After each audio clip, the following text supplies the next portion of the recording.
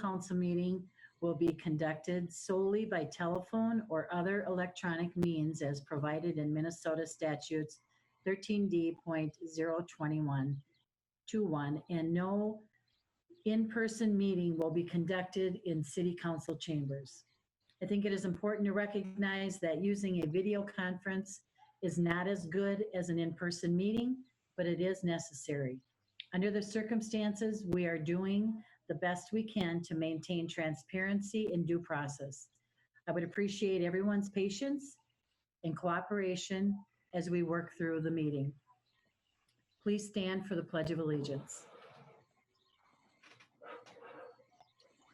I pledge of allegiance Pledge allegiance to to the flag of the of the United States of America, and to the republic to the republic for which it stands, one nation, under God, indivisible, with liberty and justice for all. for all. Thank you.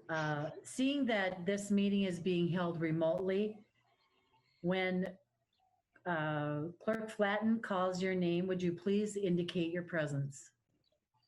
Councilmember Vaughn. Here.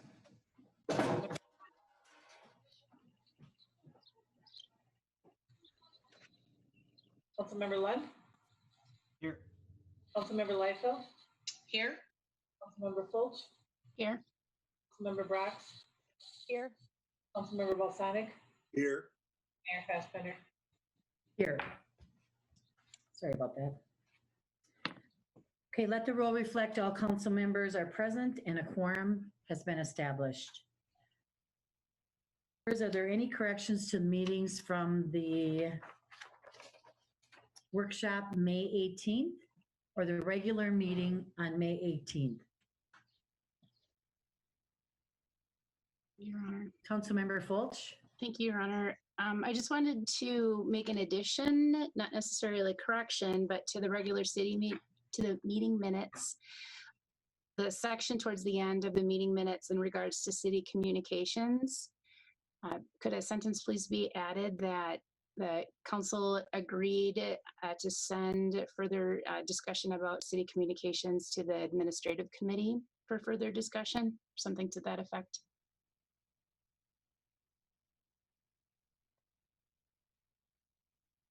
Was the follow-up. Okay, thank you, Councilmember Fulch. Thank you.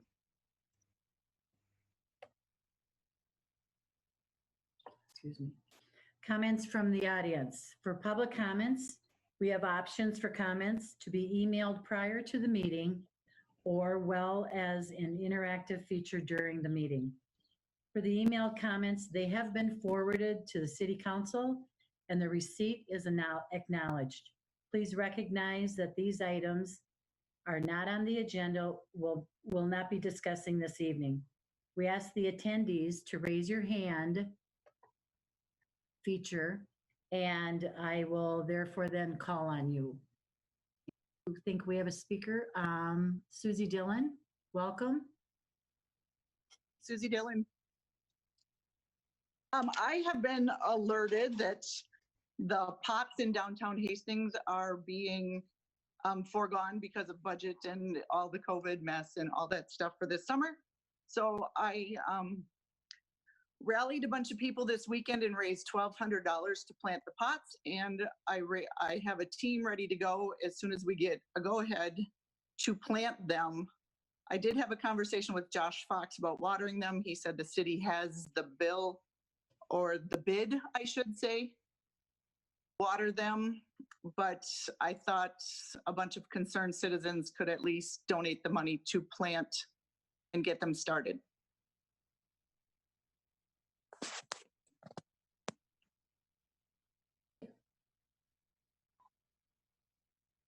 Council, do we want to add this to the agenda just later?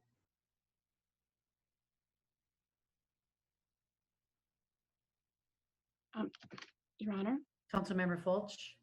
within the Downtown Business Association request, they do request that some of the pots be planted. And so could we have that conversation at that point, please? okay with that? Okay, we'll just add it to the, John, I believe that will be under your community development. Thank you. Okay. Thank you for your efforts, and I don't know if you'll stay on or not, but we'll be in contact with you as what is decided later.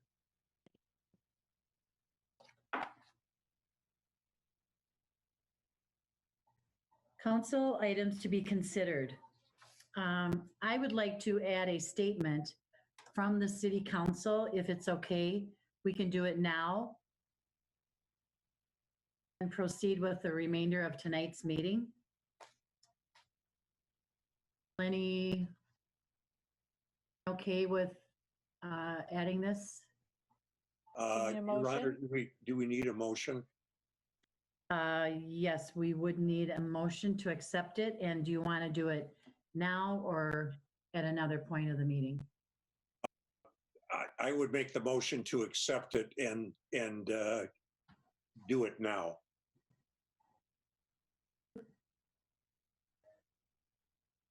Need a Motion. second, please? Second. Councilmember Brox.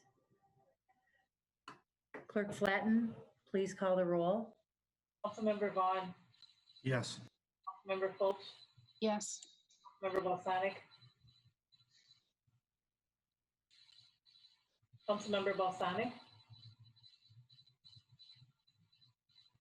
Yes. Member Lund, Yes. Councilmember Liefeld, Yes. Councilmember Brox, Yes. Mayor Hicks.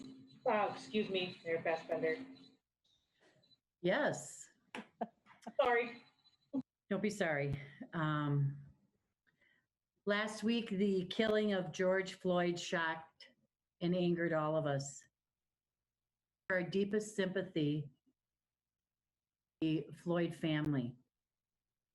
Then we watched the sadness and the violence and arson of the cities of Minneapolis and St. Paul.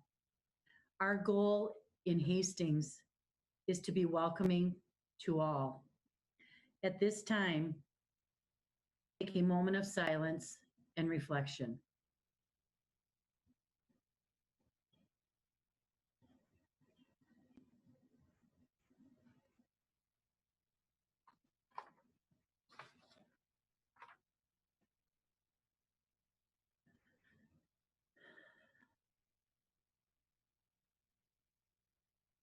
Thank you. Council, I would accept a motion to approve the consent agenda.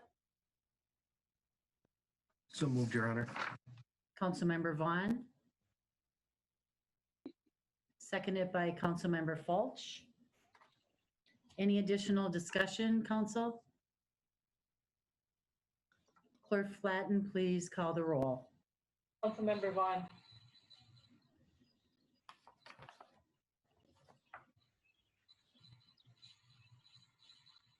No hearing. Councilmember Vaughn, Yes.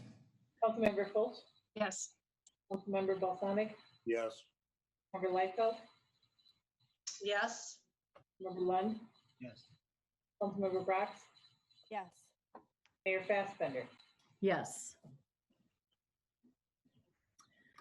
Awarding of contracts and public hearing. Public hearing 316 layout, access and right-of-way changes. For this item, we have an introduction by Public Works Director Nick Egger and a presentation by MnDOT, followed by a public hearing, potentially action by City Council. Nick, welcome. Thanks, Mayor Fassbender. You've covered that quite well introducing it, so I won't belabor it. This is a required part of the process in furthering along the Highway 316 project. You may recall that it's currently scheduled to be into construction in the year 2021. And the municipal consent is what you have before you tonight, and that is exclusively to give the city's consent to the right-of-way acquisitions that are involved with the project. That step is necessary for MnDOT to be able to proceed through that and continue down project development timeline. So it is a time sensitive item. You'll hear more from MnDOT Molly Klein here in a few moments about why that's necessary. It is covered under state statutes as well as part of any project that is going on a trunk highway through a municipality. So I'm going to bring in Molly Klein here, who will provide a presentation, recap, and explain the process. And we'll probably be tag teaming a couple of the audio visual elements of this just for efficiency purposes with the technology. So bear with me. Let's see if we can invite Molly in here. I'm allowing her to talk. Molly, looks like you're there. I am. Thank you, Nick. Great. So, are you able to share your screen? And I if not, I can step in with that. don't see that as an option. I see that I'm talking and I have some options for audio. Nothing for sharing of screen. I apologize. Nope, that's all right. We will get that here. Bear with me a moment.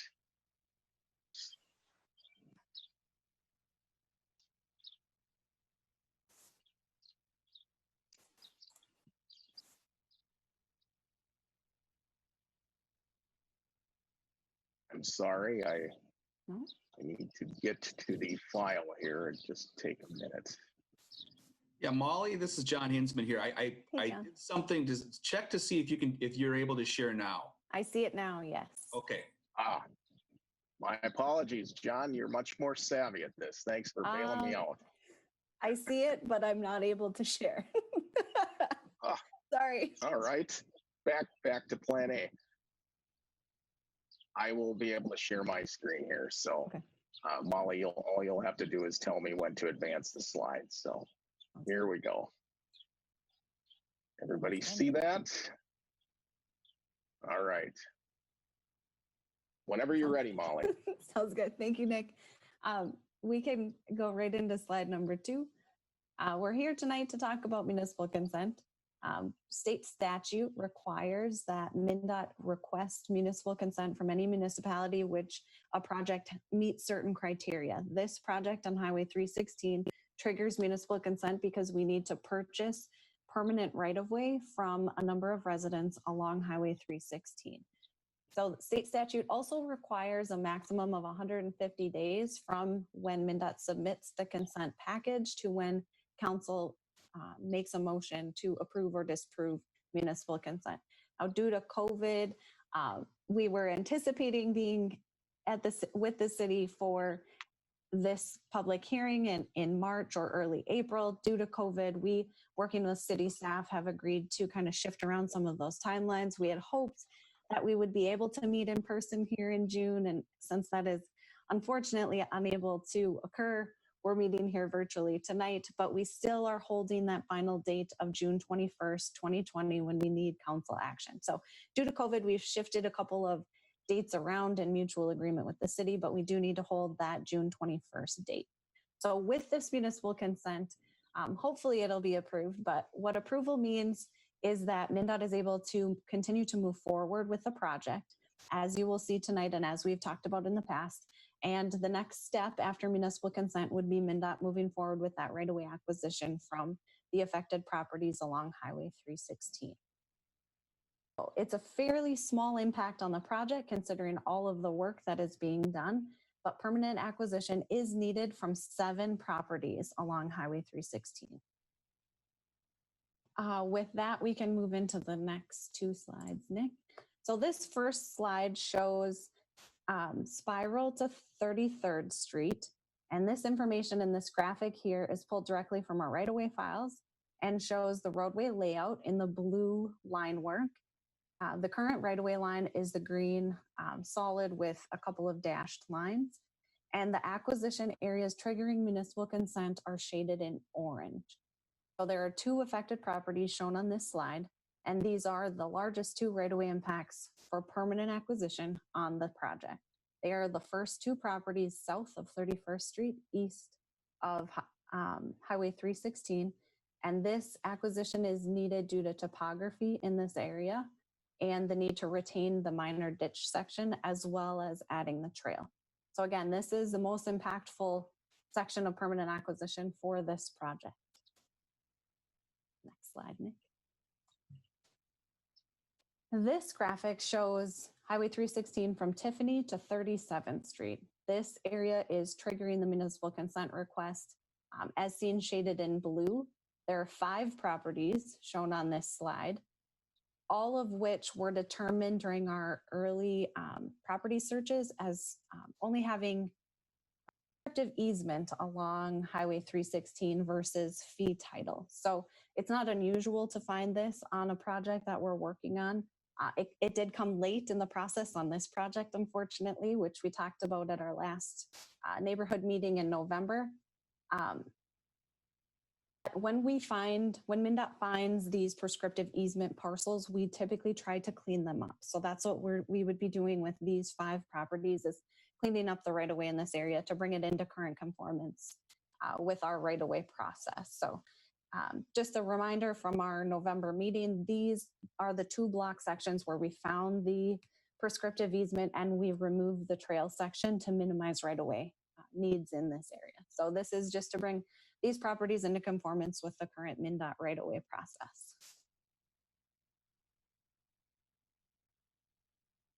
First open house for this project was back in February 2018, where we opened up the project and said, we're doing something. What is it that is important? We came back at a second open house using the input that we received. In February, we came back in August 2018, where we developed concepts to address the community priorities that we heard at that first open house. We shared concepts at the second open house and asked for input. We held a third open house in April 2019, where we received input and shared the preferred concepts. So we took the input from the second open house and moved that or coalesced that into a preferred concept. We held a fourth neighborhood open house in November 2019, where we shared project updates. And tonight, I'm here to request municipal consent from the City Council. This would be the second official approval from the City Council following an action in December 2018. Okay, next slide, Nick. We heard, if you've been along for the ride on this project, you've seen this graphic a number of times. We've held it constant as a reminder to our project team of what we heard from the residents and the community at that first open house. So access, speed reduction, safety improvements for both vehicles and bicyclists and pedestrians were concerns shared with our project team. We heard loud and clear at our first open house that access is a concern and the number one thing we heard from the community. We heard access to and from driveways and city streets was a challenge, specifically making left turns. We also heard, excuse me, we also heard that safety was a concern, in part due to the speeds, volumes, and lack of pedestrian facilities along the roadway. The safety concerns are supported with data. The roadway from Maher to 61 is not only above the statewide crash rates, it's well above the critical crash rates as well. The section of roadway between Tuttle and Maher is above the statewide average crash rates, and it's very close to that critical crash rate. The data shows that there are more crashes on 316 than on similar roadways throughout the state of Minnesota. When the data shows crashes exceeding this critical crash rate, those roadways raise to a level of concern at MnDOT, where we look at safety improvements that should be incorporated into the next project. Crashes on Highway 316, 32% are rear end crashes, likely related to congestion at intersections, and 29% are right angle crashes associated with left turning vehicles. The right angle crashes, these 29%, are the most severe crash type, and that number is very concerning to us. Bike and ped facilities came up, and we heard that as our third top mention at that first open house. We did a field walk with your city engineer and a number of MnDOT staff in 2017, and we walked this corridor from Tuttle to 61. I would agree that it feels very unsafe, and I would be unlikely to use it. So I can understand that concern as well. The number 4 concern we heard. The data available supports the concerns we heard from the residents, and documented speeds are 42 to 46 miles an hour in the 35 mile an hour section. What can we do to make the roadway slower, safer, and accommodate bike and pedestrians? Slide, please. Very small, and we will share a visualization here in just a minute, but this shows all of the strategies that we're applying to this roadway section to address access, safety, bike ped, and speed concerns, which we heard from the community. The roundabouts provide safer access, speed reductions, crash severity reductions, and a safer pedestrian crossing. The median provides safety improvements by eliminating the left turns, which are associated with the right angle crash risk, which I mentioned just a second ago was 29% of the crashes on this corridor and the most severe crash type. And curb and gutter also provide a visual narrowing of the traveled surface, which will help slow speeds and to also provide a pedestrian refuge area for anyone wanting to cross Highway 316 on foot or bike. And sidewalk provide a designated space for pedestrians and bicyclists. Now we've heard that the medians will cause a travel inconvenience to the residents adjacent to them. We've heard that potentially that's 1.5 miles for each resident traveling. We've looked into that and I can show you how we came up with this information, but the most impacted properties have about 0.5 mile of added travel distance due to the medians, while the remainder of the properties have less than 0.5 mile. Added travel distance may add maybe a minute to the trip. The added travel time will greatly depend on when you're traveling. During peak periods, it might actually be faster if you were trying to make a left turn to go right to the roundabout and then head back in the opposite direction. During off-peak times where it wasn't an issue to make that left turn, it could actually cost a little bit more time. But again, it's maybe a minute. There are 3 roundabouts shown on this layout, all within a 1 mile stretch. So we placed those very cognizant of the added travel time and distance that would be required to make use of minimizing that distance. So our project team believes the numerous safety benefits associated with the median and the roundabouts outweigh the added travel distance and inconvenience associated with those medians. Calming efforts are underway nationwide to provide slower and safer roadways. Narrowing the roadway is a tried and true traffic calming measure. So as our team moved forward with the design and right-of-way outreach, there have been a number of modifications made to this layout, which I will highlight on the next couple of slides. This is on the north side of the project. So this is the spiral roundabout. As we met with Valley Chevrolet, we heard concerns about their business being impacted by not only construction, but the shared access that we had proposed with the Hastings Civic Arena. Those concerns, we have modified the layout and the project on this end to retain the access that is there today. So the 2 driveways that Valley Chevrolet has today will remain in the after condition, as well as the current driveway to the Hastings Civic Arena off of Highway 316 will remain onto the roadway as it is today. Now, we have extended the median in this area to restrict those access points or driveways to right in, right out access. So coming southbound 316, you will not be able to take a left into either Valley Chevrolet or the Hastings Civic Arena. In order to minimize right-of-way acquisition or any impacts to Valley Chevrolet, we did have to shift the roundabout a little bit to the west.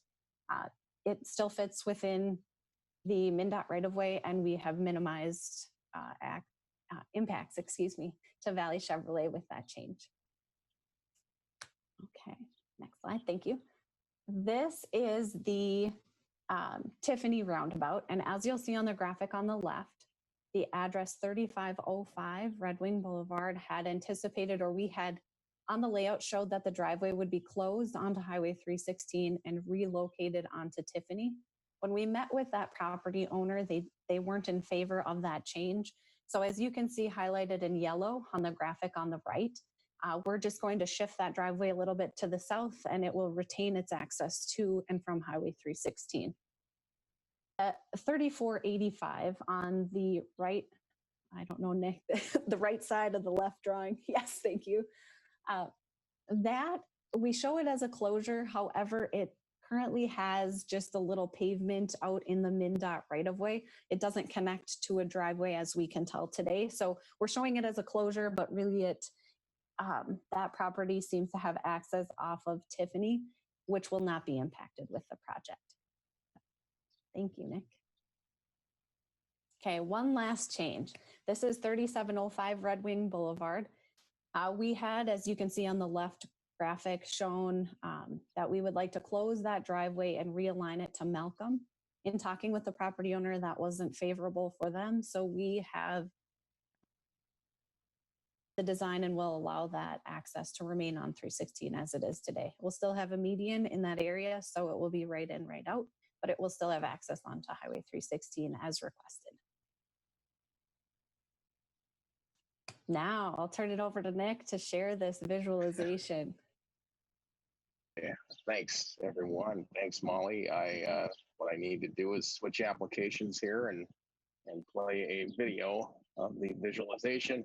I will note, with digital videos and uploading rates and things, it may come through a little bit choppy, but I think each image will be pretty clear. So I just want to make that disclaimer first. So we'll give this a try here.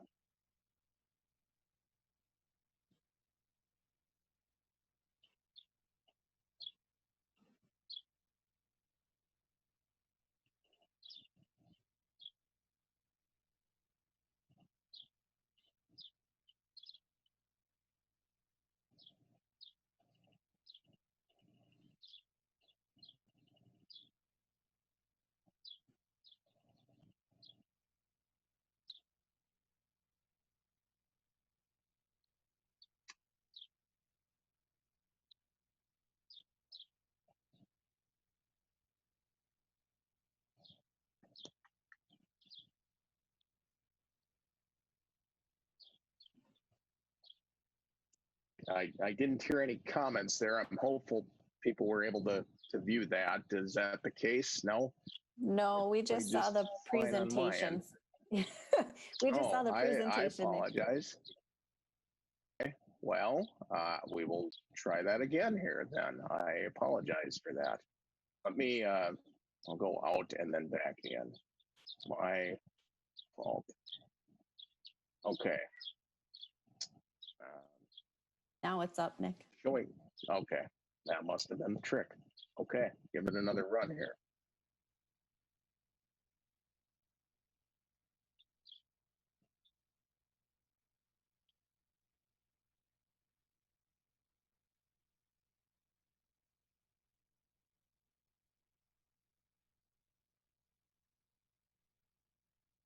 Better this time, I hope. Yes, looks great, Nick. Good. I apologize. It's doing the best we can here with these.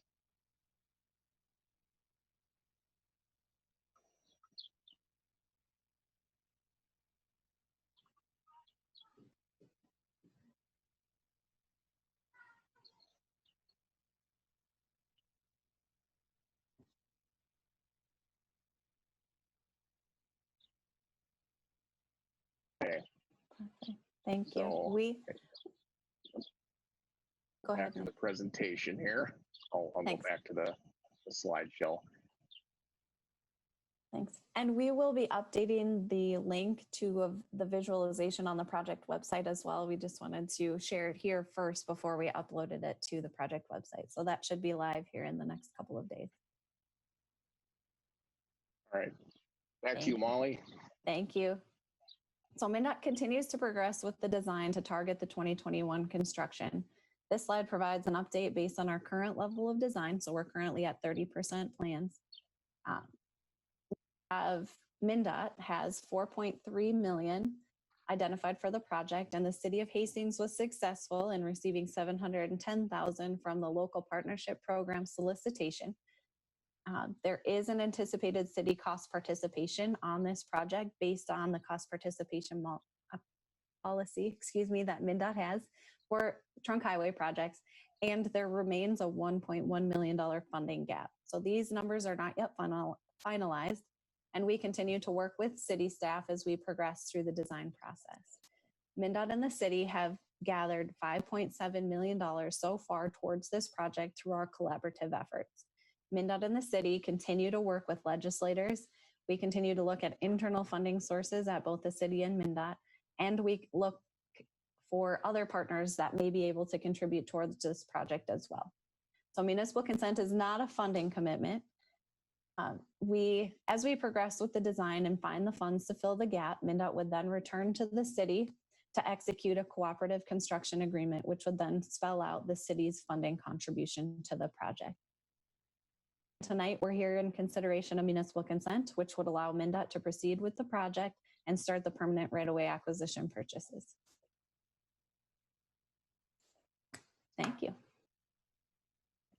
Sure, thank you, Molly. Okay, and Mayor, at this point, I would turn it back to you to, with the recommendation to conduct the public hearing to gather any public comments that there may be from members of the audience before moving into any deliberations over the resolution that's before you. And I can touch on that too after the public hearing has been completed. Okay, thanks, Nick. At this time, we will ask for the attendees to use the raise hand feature, and they will be invited to speak one at a time.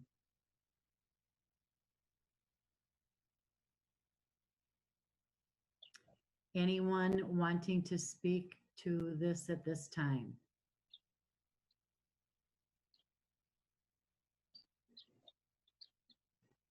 I see no raised hands. One more call just because we're on Zoom. Anyone wanting to this at this time for the public hearing for 316? Okay, seeing none, I will close the public hearing. And now we will have council discussion.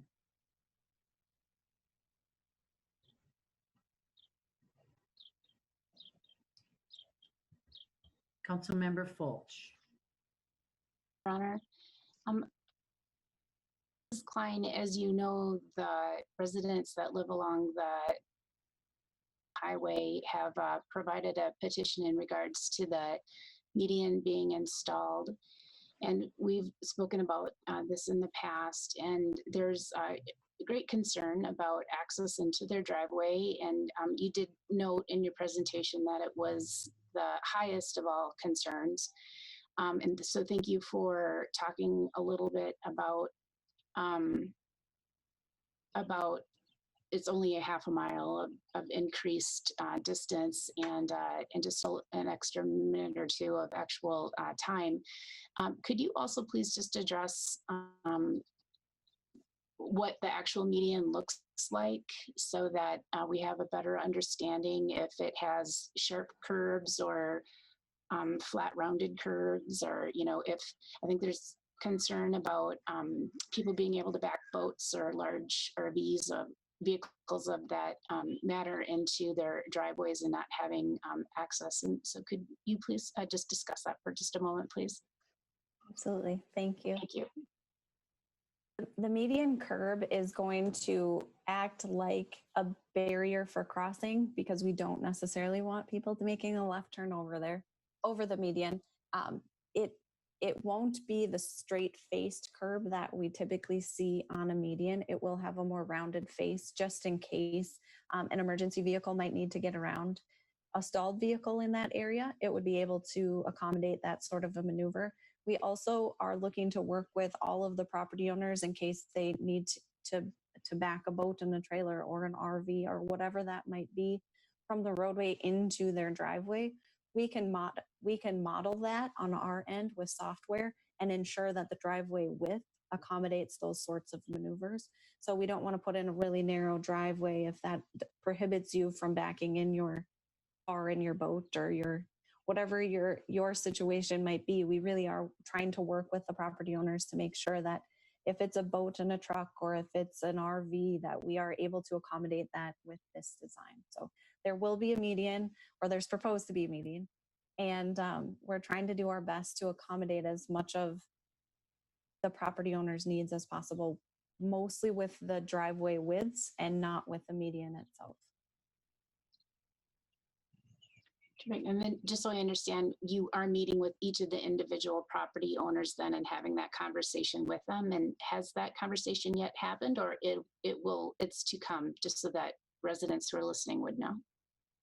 believe we have started all of those conversations. So preliminary right-of-way outreach has started. So we have made initial outreach to all of the affected properties along Highway 316. Our right-of-way process only touches the folks or the residents where we need to purchase right-of-way from. So separate from that, I have been trying to reach out to the small number of other property owners that do not have a MnDOT right-of-way acquisition on their property to touch base on the project and ensure that we are aware of the concerns and can mitigate as best we can with the design. There are a few that we have not yet been able to touch base with. We've looked for phone numbers or email addresses and have come up empty. And now with COVID, we're not able to go out on site. We will continue to try to find ways to reach those property owners that we haven't and already reached. And I would say that's less than a handful. I think we had 3 or 4 that we weren't able to contact. So, yes. Councilmember Balsanic. Thank you, Your Honor. My question involves a section from the roundabout to Highway 61.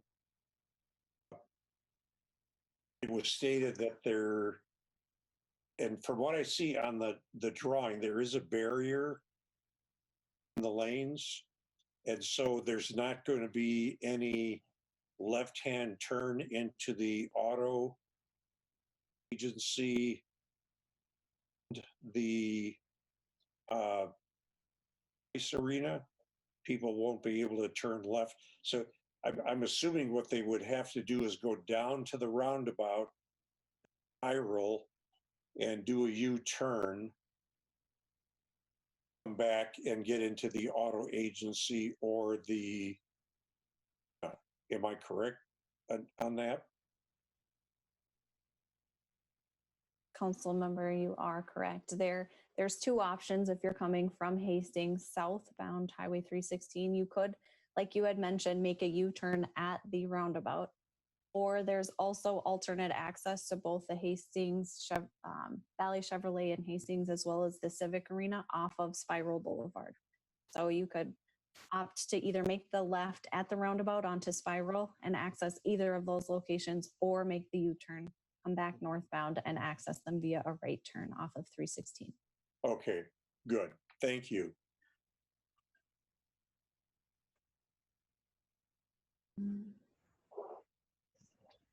Let's see. Councilmember Fulch, you're unmuted. Sorry, I didn't turn it back on. Okay, just checking. But Your Honor, Councilmember. in light of the conversation we had just previous to this, are you looking for a motion yet to, or are you still taking? I'm just looking to see if there's any other council discussion, which I'm not seeing at this point. So then, yes, I would need a motion to accept the resolution for the layout approval of Trunk Highway 316. Councilmember Fulch is making that motion. Motion, thank you. I'll second it, Your Honor. Councilmember Balsanic seconds it. Any other discussion, council? And Clerk Flatten, would you call the roll, please? Councilmember Vaughn, Yes. Councilmember Fulch, Yes. Balsanic, Yes. Councilmember Liefeld, Councilmember Liefeld, Yes. Councilmember Lund, Yes. Councilmember Brox, Yes. Mayor Fassbender. Yes. Prevails. Thank you, Molly, and thank you, Nick. Thank you. Okay, the Hastings Business Park topsoil sale. Construction. This item will be introduced by Community Development Director John Hinsman. John, welcome. Thank you, Mayor and City Council members. What we have before us tonight is hopefully a resolution here to a problem we've had the last year or so. And that is, we've got about 7,500 cubic yards of soil within the Hastings Industrial Park. It was prohibitive to a sale that we had last year. We took it out for bid. and did not get any responses at that time. However, we have found an interested party, that being Gartzke Construction, who would take the entire cubic yards that we have there for payment of $3,750. And so what we're asking for your help tonight with is to award the contract with Gartzke Construction to remove the soil. Now, with the contract, we did have two options on it. We had an initial option for $3,750 with removal by September 30th of this year. We also had another option in which there was a larger payment of $93.75, but that removal would be extended to June 30th of next year. Our preference is to get the soil off of the property as soon as we can. As I mentioned, it was prohibitive to a sale we had earlier, and we'd like to be able to remove that possibility of a hindrance in the future. So our recommendation is to award the contract to Gartzke in the amount of $3,750, and I can stand for any questions. Thank you. Thank you, John. Any questions to Mr. Hinsman? Councilmember Vaughn. Your Honor, I make the motion to award the contract for the Hastings Business Park topsoil with option 1 for $3,750 to Gartzke. I'll second that, Your Honor. Okay, and I have a second by Councilmember Balsanic. Additional council discussion? Okay, Clerk Flatten, please call the roll. Councilmember Vaughn. Councilmember Vaughn. Yes. Councilmember Fultz. Yes. Councilmember Balsanic. Yes. Member Liefeld. Yes. Member Lund. Yes. Councilmember Brox. Yes. Mayor Fassbender. Yes. Prevails. Okay, John, you can just stay on with us. And for this item, we will have an introduction by you for the following for a public hearing, then potentially action by City Council. Thank you, Mayor and City Council members. I'm going to share my screen a little bit here to provide an update of the presentation that I'm looking at. A couple of items related to various liquor and outdoor expansions of restaurants. As you all remember, we had a discussion at this at the last meeting on May 18th. There's a number of different actions tonight, so I thought I'd first start out with an explanation of what's what. One of the things that we did last time we met was to grant flexibility to restaurants. They come into really two main categories. One is expansion of restaurants into privately owned space. Now, these would be restaurants generally outside of the downtown area in which they can expand into their own parking lots or into their own yards. This would not include any impact on the city right of way. So with this one on the consent agenda tonight, we approved 6 of these. And so we have taken action on that.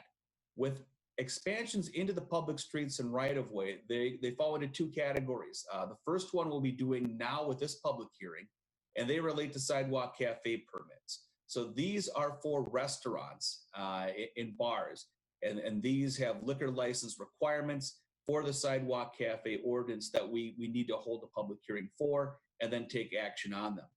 We also have another set, which we'll be discussing a little bit later on in the meeting, that these are non-restaurants that would expand into sidewalks, into downtown streets with approval of a temporary right-of-way expansion plan. So that's what we're looking at tonight. First item up here is the public hearing for the sidewalk cafe licenses. So under these, we've got a number of them.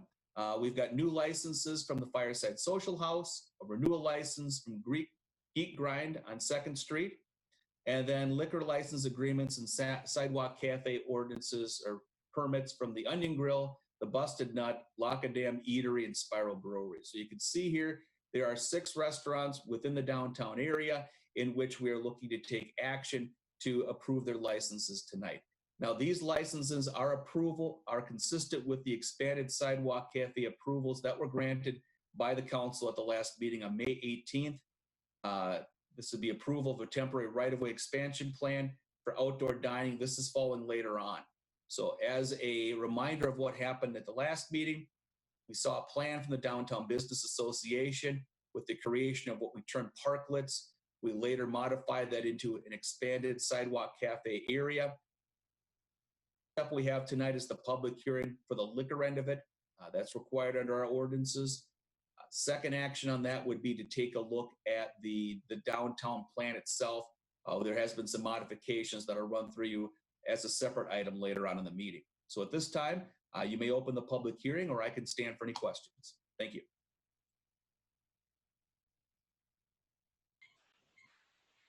If I can jump in real quick, I got a note from Mayor Fassbender that her internet went down. She's trying to reload, but we're without our leader at the moment.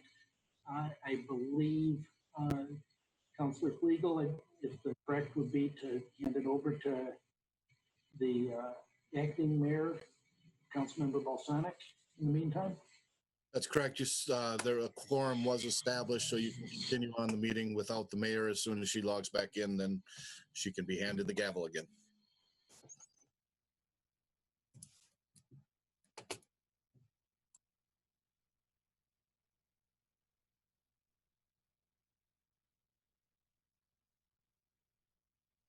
You would like me to take over then?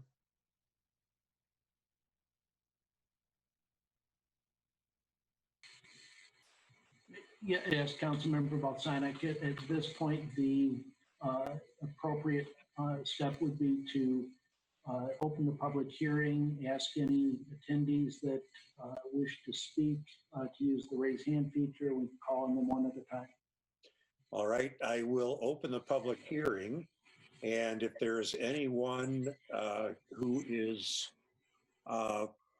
associated with us here on Zoom, please state your name and address, and then you can give your comments or questions. And I don't see anything in terms of anybody requesting. Dan, do you have access to that? At the moment, I do not see any raised hands. And the chat feature is also enabled in case somebody has a need to come in that way. The public hearing is open. If anyone would like to join in on the Zoom meeting and state any concerns that you have, please do that. We'll wait here and see if anybody logs in.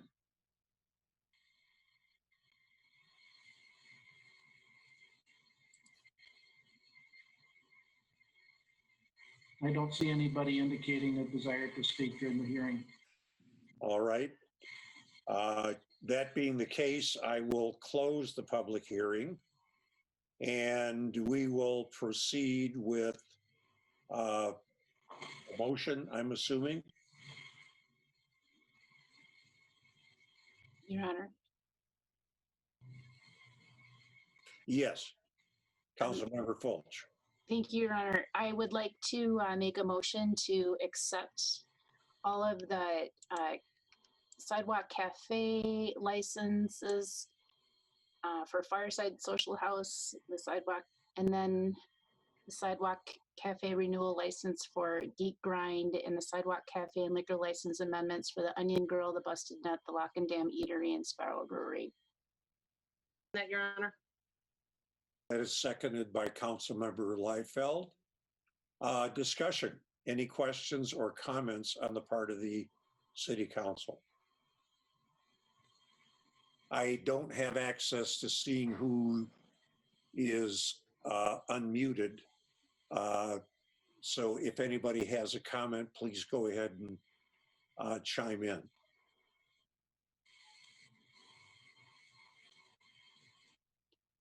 Your Honor, I'm not sure we're supposed to say Your Honor or Yeah. Councilmember Balsonic. Well, I guess I'm now Your Honor temporarily. I temporarily, right? Yeah, Councilmember Fulch, you have the floor. Sure, thank you. I'd just like to say that I'm really glad to see that the businesses are stepping forward and making requests to be able to expand into sidewalk and parking areas, and so just hoping that we see more creative solutions coming from our business community, and that they're very welcome. Thanks. Thank you, Council Member. Any other council members care to make a comment? else, I will just add that we're the tip of the spear in terms of helping businesses as far as local governments. We've provided grant loans, we've provided the access to our streets and so forth. It is a citywide endeavor, and I'm very proud of what we've been able to accomplish. Everybody else is sort of following our lead.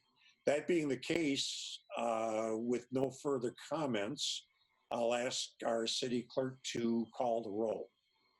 Councilmember Vaughn, Yes. Councilmember Fultz, Yes. Councilmember Balsonic, Yes. Liefeld, Yes. Member Lund, Yes. Councilmember Brox, Yes. Mayor Fassbender. Counselor Flegel, could you help me? Should I vote because the internet went out, or should I abstain? Sorry. Mayor, I think you are okay as long as you're comfortable that you're fully informed and you can certainly ask a question if needed, but yes, I believe you can vote. Can you restate the motion? Sure. I can do that if that'd be appropriate. The motion by Councilmember Fulch and seconded by Councilmember Liefeld was to effectively approve the staff recommendation to approve the new sidewalk cafes, the renewal, and then the expansion for the various businesses with no changes from what was recommended. Great.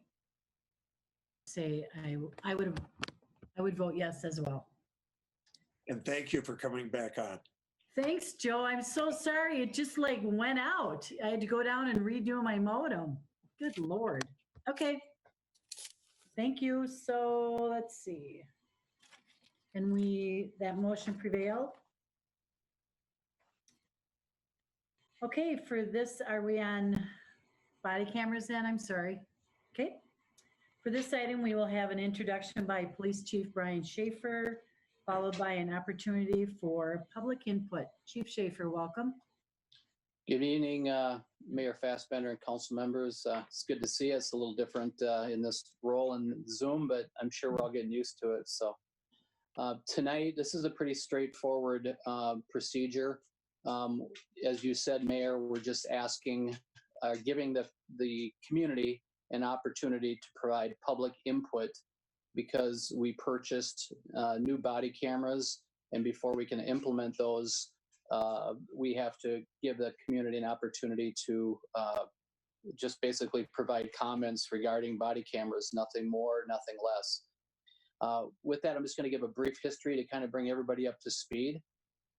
We began our body camera program in 2016 as part of a pilot. We transitioned to full implementation in 2017.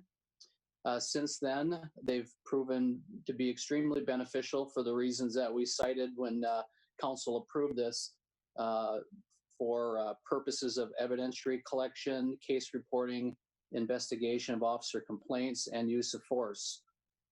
To date, we've had approximately 62,000 recordings have been made by these devices since July of 2016.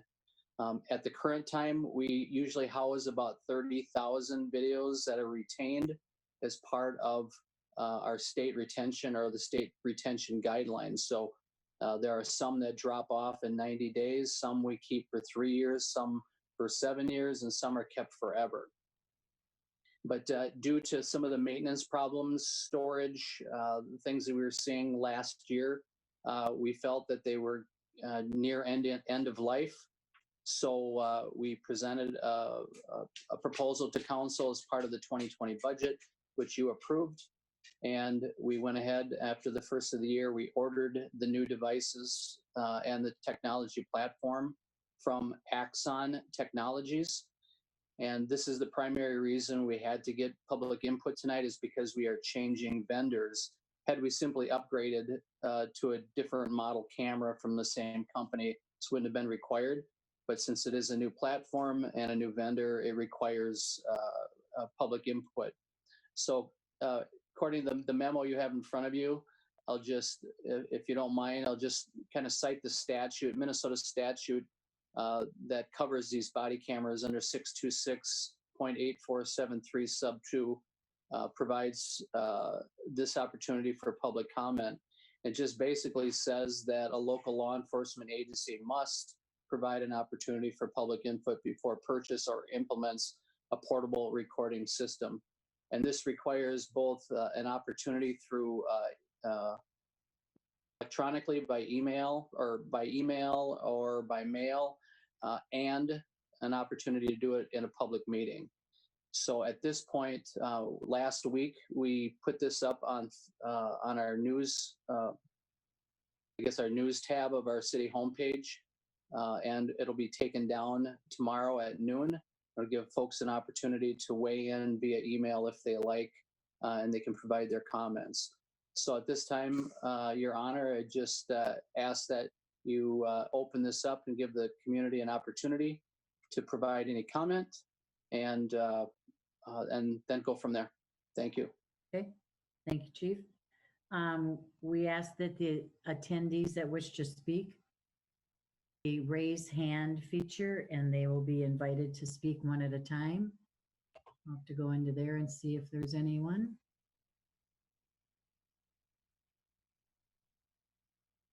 Seeing none, I'll say it again.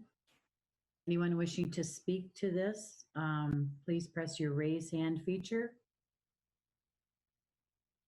At this time, I'm seeing none.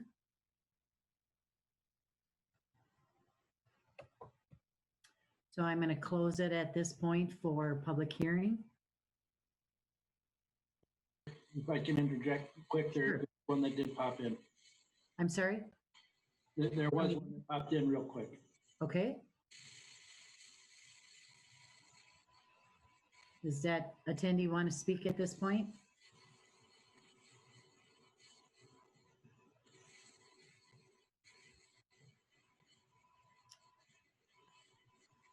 Okay, welcome.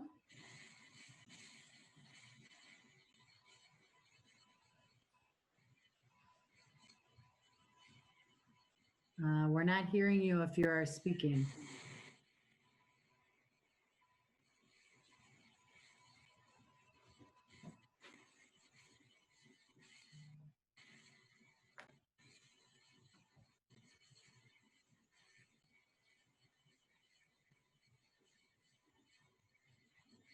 I don't know if he's trying or there he is. Welcome.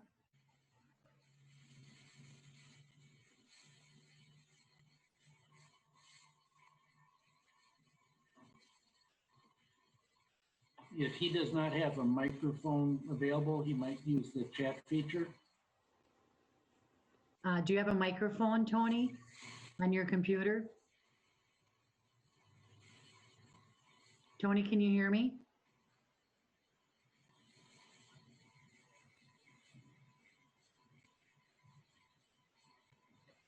Okay, Tony, if you don't have a microphone, you may want to go to the chat option and just type in your question or comment.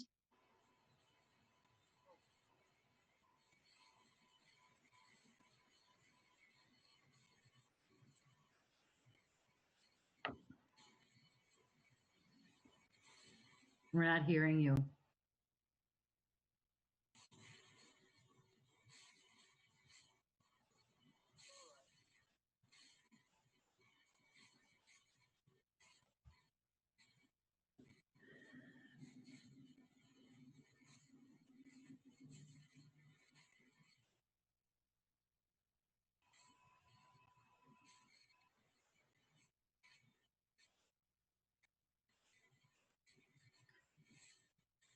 Tony, we're not hearing you. Would you want to go into the chat option and send an email or send a text?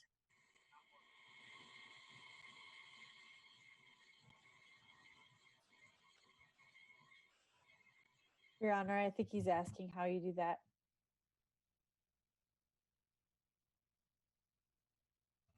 Sir, at the bottom center of your screen, if you hover over that, there's probably a message bubble that has chat. And click on that, it'll open a window that would allow you to type.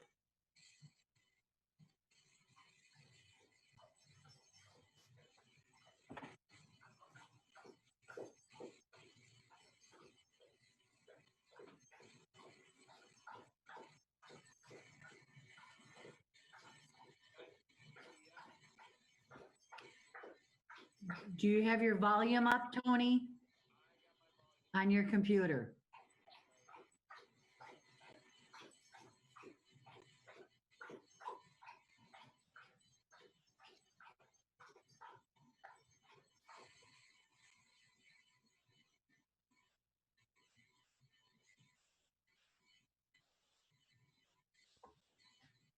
Tony, can I ask you a question and then you can nod your head? Is this about the police cameras? Is this question, is it about the police cameras? Yes, I didn't think so. Okay. So it's not about the cameras?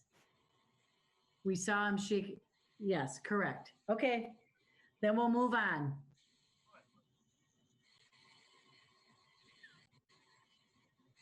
Okay, at this point, we are closing the public comments.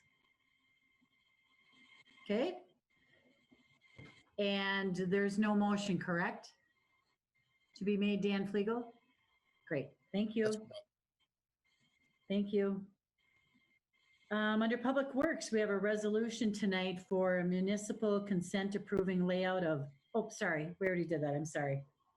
Community Development, the premise into parklets. For this item, we will have an introduction by community developer, John Hinsman. John, welcome again.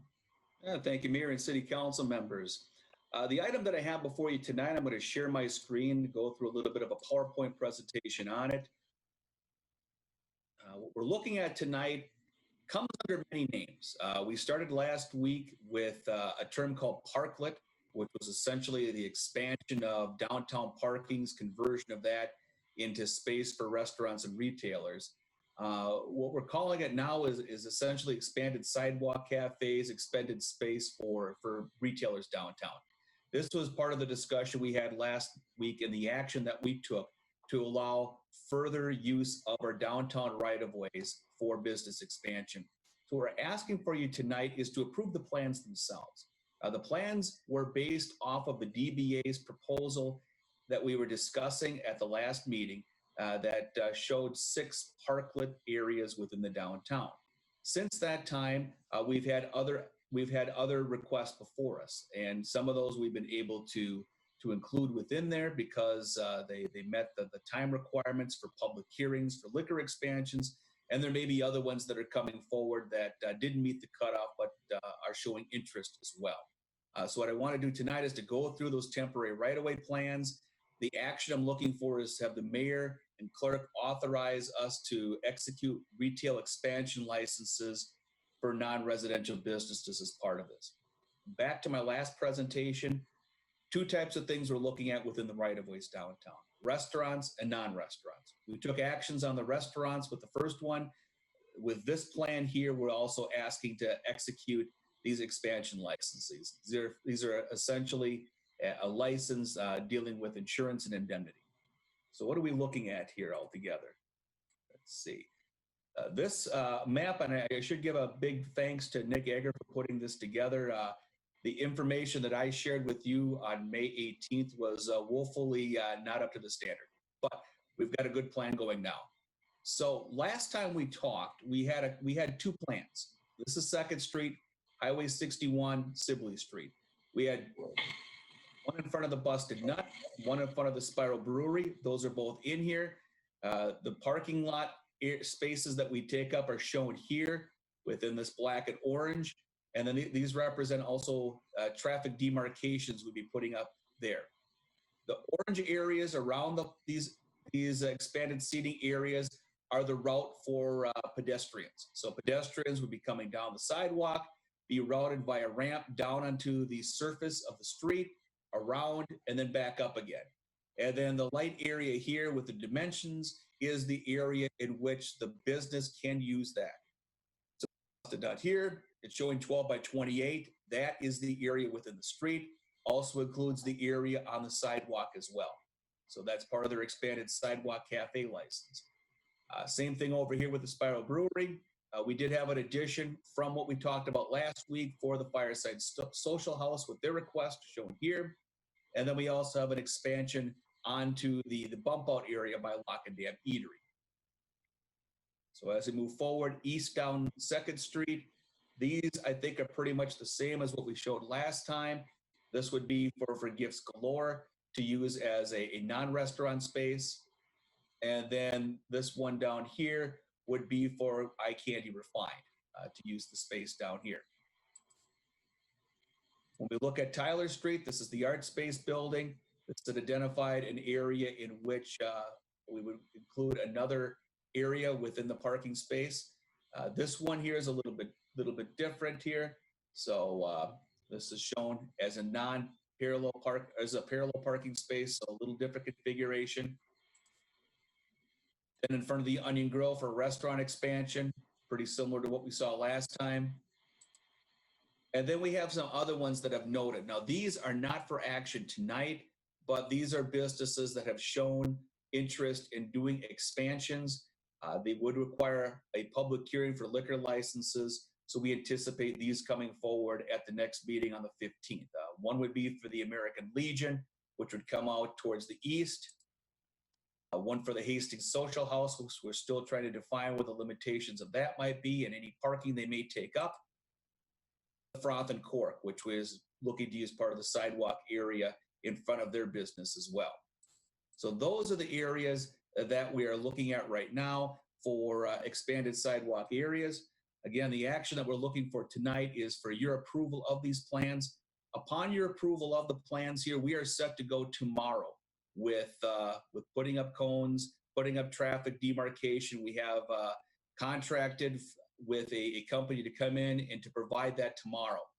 So we would be putting this into action very quickly. So I can stand for any questions. Thank you.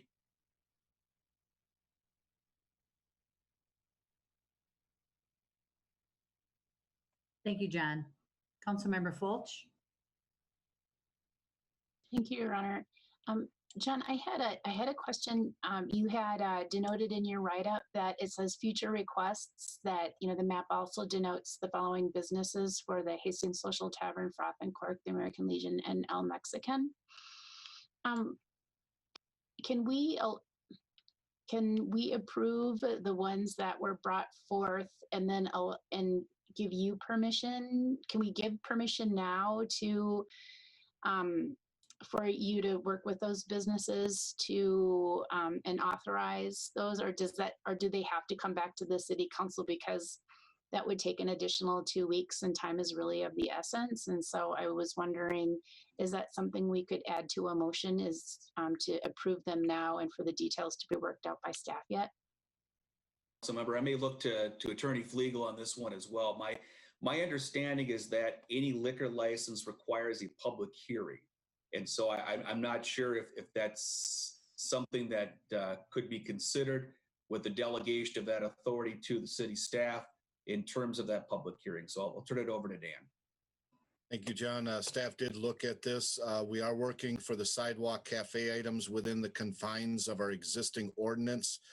That requires the public hearing for an expansion or for a new sidewalk cafe area to give neighbors and anybody some opportunity to express concerns about that. So that's the one item.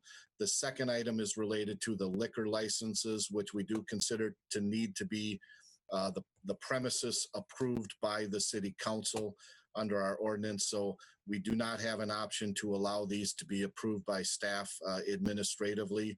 We did try to put out the word as early as possible to give people the ability to just at least notify us by the deadline when we had to publish for the public hearings, to get them in early, even if they didn't have a plan in place, so we could have the public hearing. So the answer, unfortunately, is we do not have the ability to have these approved by staff, even with advanced council, approval.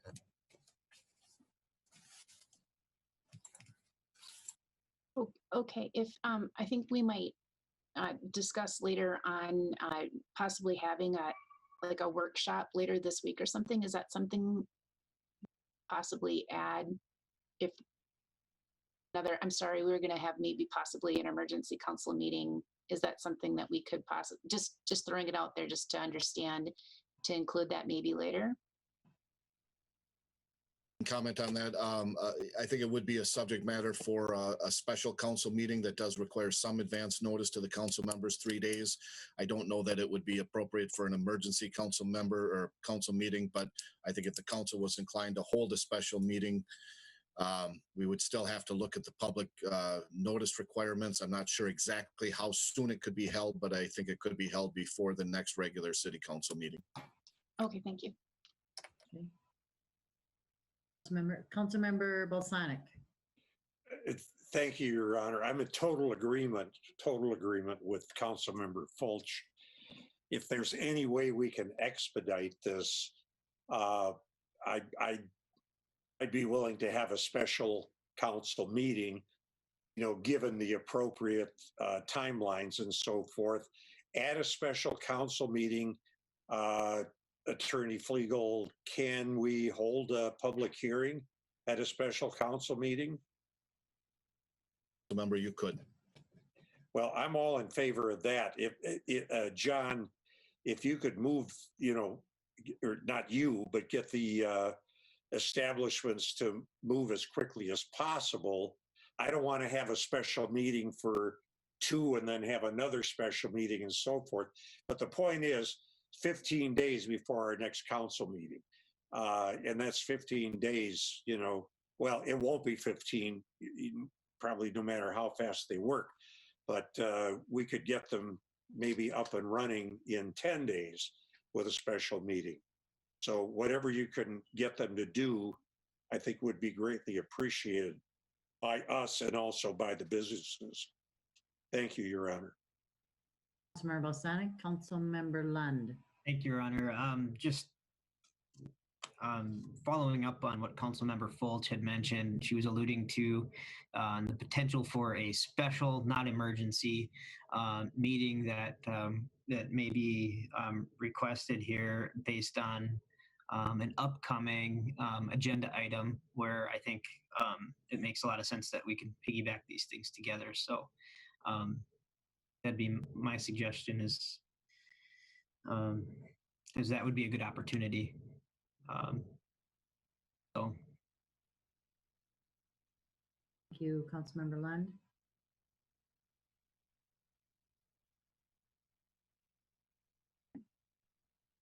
Councilmember, I'm going out again.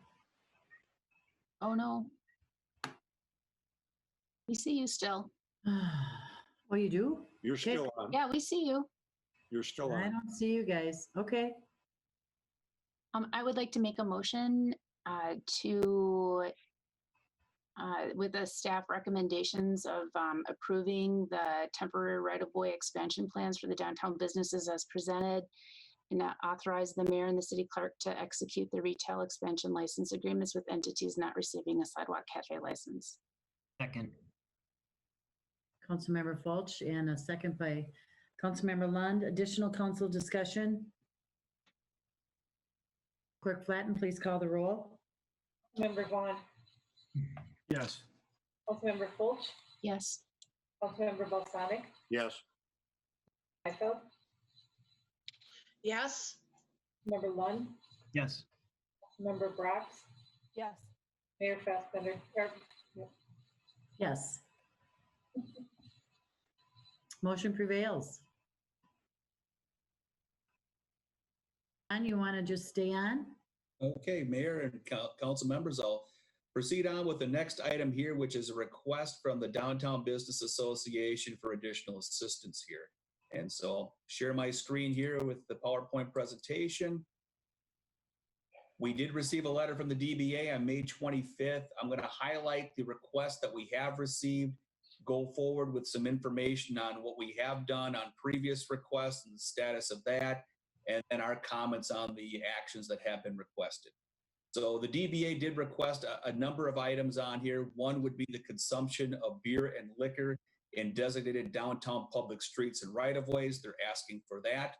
A designation of what's termed a curbside to-go area or areas within the downtown areas of all on-sale liquor fees for the remainder of 2020. Closing of certain downtown streets every Friday and to Sunday to provide additional restaurant seating from now until November. removal of flower planter bump outs, and allow display of no smoking, vaping signs around outdoor eating areas. Options that you have before you tonight, you can consider the actions that they have requested on individual requests, understanding that there's some of these items that may require less discussion than others. So you can take a look at the request that's brought before you and take action on some of that. There's also been the suggestion that a special meeting might be something that's requested by the city council to further discuss items. These would be items with unresolved questions, and this option was discussed by the COVID Economic Development Task Force, who had a meeting on this last Wednesday. As it stands with retailers and restaurants in the downtown area, most of this is a history lesson for you all. Retailers were closed until May 18th. Restaurants have been closed until today, although today they are limited to just operating outdoor seating of no greater than 50 people. So they've certainly, as you all know, there's been some operational restrictions that have been placed upon our restaurants within town. May 18th, we did have an initial request from the DBA on a number of items, and I wanted to provide an update as to where we're at and the actions that we have taken. One is expanded use of sidewalks for commerce, recognition that with social distancing, there would need to be the ability for folks to spread out of their stores further. And so we established a free sidewalk use form. We've received about 5 requests for that, and these would be for non-restaurant entities to expand out into the sidewalk area. We had a request from the DBA to convert downtown planters to table eating facilities. The action we took was to allow private conversion upon plan submittal of the city. We have not received any plans from the DBA, and from discussions with them, I think the DBA now seeks to remove those planters, albeit we did have some discussion and some fundraising from citizens that may change that discussion earlier tonight. On the Trunk Highway 61 Bridge Plaza, we made a commitment to provide additional tables, toilets, and hand washing facilities. Those items have been completed by the city. The tables are there, the toilets are there, hand washing facilities are there. We are going to add additional tables beyond what we've added already. Mississippi Riverfront, we will be putting more additional tables there as well. So that's more to come. Private parking lot conversions to dining and pickup. As we acted earlier tonight, we amended through our resolution, allowed for the private conversion of up to 25% of parking areas into downtown eating or into private eating and pickup facilities. These are primarily areas outside of the downtown. We've approved 6 of those already. Also not going to prioritize temporary signage enforcement to allow greater flexibility for businesses. And as we just took action on, we've been at the forefront of leadership, I believe, and be able to provide additional areas for downtown commerce to commence through using parking spaces within our downtown so restaurants can stretch out into those areas. We've had 6 restaurants and 4 retailers that have taken advantage of that. We expect additional requests on the 15th, as we've discussed earlier. Key point 2, the cost for the pedestrian traffic signage is paid by Hedra. Hedra, with their parklet approval in their meeting in May, we've transferred that funding towards covering the cost of this. This has not been done everywhere. There's been a lot of cities in which those responsibilities have been borne by the business owners. Our Hedra group here has provided the funding to do that. And with the approval of the liquor licenses today, we are set to move tomorrow to install all these items so that people can get to town and start their work. So I just wanted to note that there's been a significant amount of things that have been accomplished here over the last couple of weeks to provide further flexibility and to provide further space for restaurants to expand. And those will be put into place now and going into tomorrow. And we're very hopeful that'll be helpful in providing additional areas for people to work. So looking at the requests that are before us tonight, one of the items is the consumption of beer and liquor on downtown streets and sidewalks. What they're asking for is to create a special district to allow consumption. This district would be along 2nd Street from Highway 61 to Tyler and then north to the Mississippi River. What they're asking for is to do this via an emergency ordinance to the city code and that this be operational until November 1st. A little bit about some of the temporary off-sale liquor items and law changes that have occurred since the COVID restrictions have come place. I think, as we're all aware, the state legislature did pass a law to allow on-sale license holders. Now, on-sale are restaurants that sell beverages, alcoholic beverages for consumption on site. Off-sale, which is generally going to be like a liquor store operation where you are taking a prepackaged item and taking it off-site for consumption. This temporarily allow the on-sale retailers, the restaurants and bars, to sell some of their product. There are some restrictions on that. It does not allow a purchase of a beverage to go. So you can't take a mixed drink out and walk around. Connected to a food order. This is something that must be accompanied by it. And it's limited to prepackaged beer and wine, no mixed drinks, no spirits. So there are a number of restrictions based upon this, but it does allow one to purchase an alcoholic item prepackaged with their food order and take it someplace else. Now, the key point on this is the allowance ends upon the expiration of the governor's emergency order. The expiration today for the governor's emergency order is June 12th. We're not sure what may happen at that point, if it would be extended, if it would be modified. But bear in mind that once this emergency order is done with, the ability for our businesses to provide off-sale liquor ceases at that point. When we looked at this in trying to be able to accommodate to the best of our abilities the abilities for downtown restaurants and bars to have further options for expansion. However, in taking a look at this, we cannot recommend adoption on doing this. I'll go through a couple of the reasons here. We did discuss this concept at our May 18th meeting, the idea of creating a zone within the downtown area. There was no action by the council at that time. Concerned that this may contradict the governor's executive order. The social distancing aspect of the governor's executive order was to not create a type of atmosphere that would encourage the gathering of folks. There's some concern out there that this may be that this may work really well, and it may create kind of a festival type of atmosphere out there, which would be in contradiction to the governor's orders.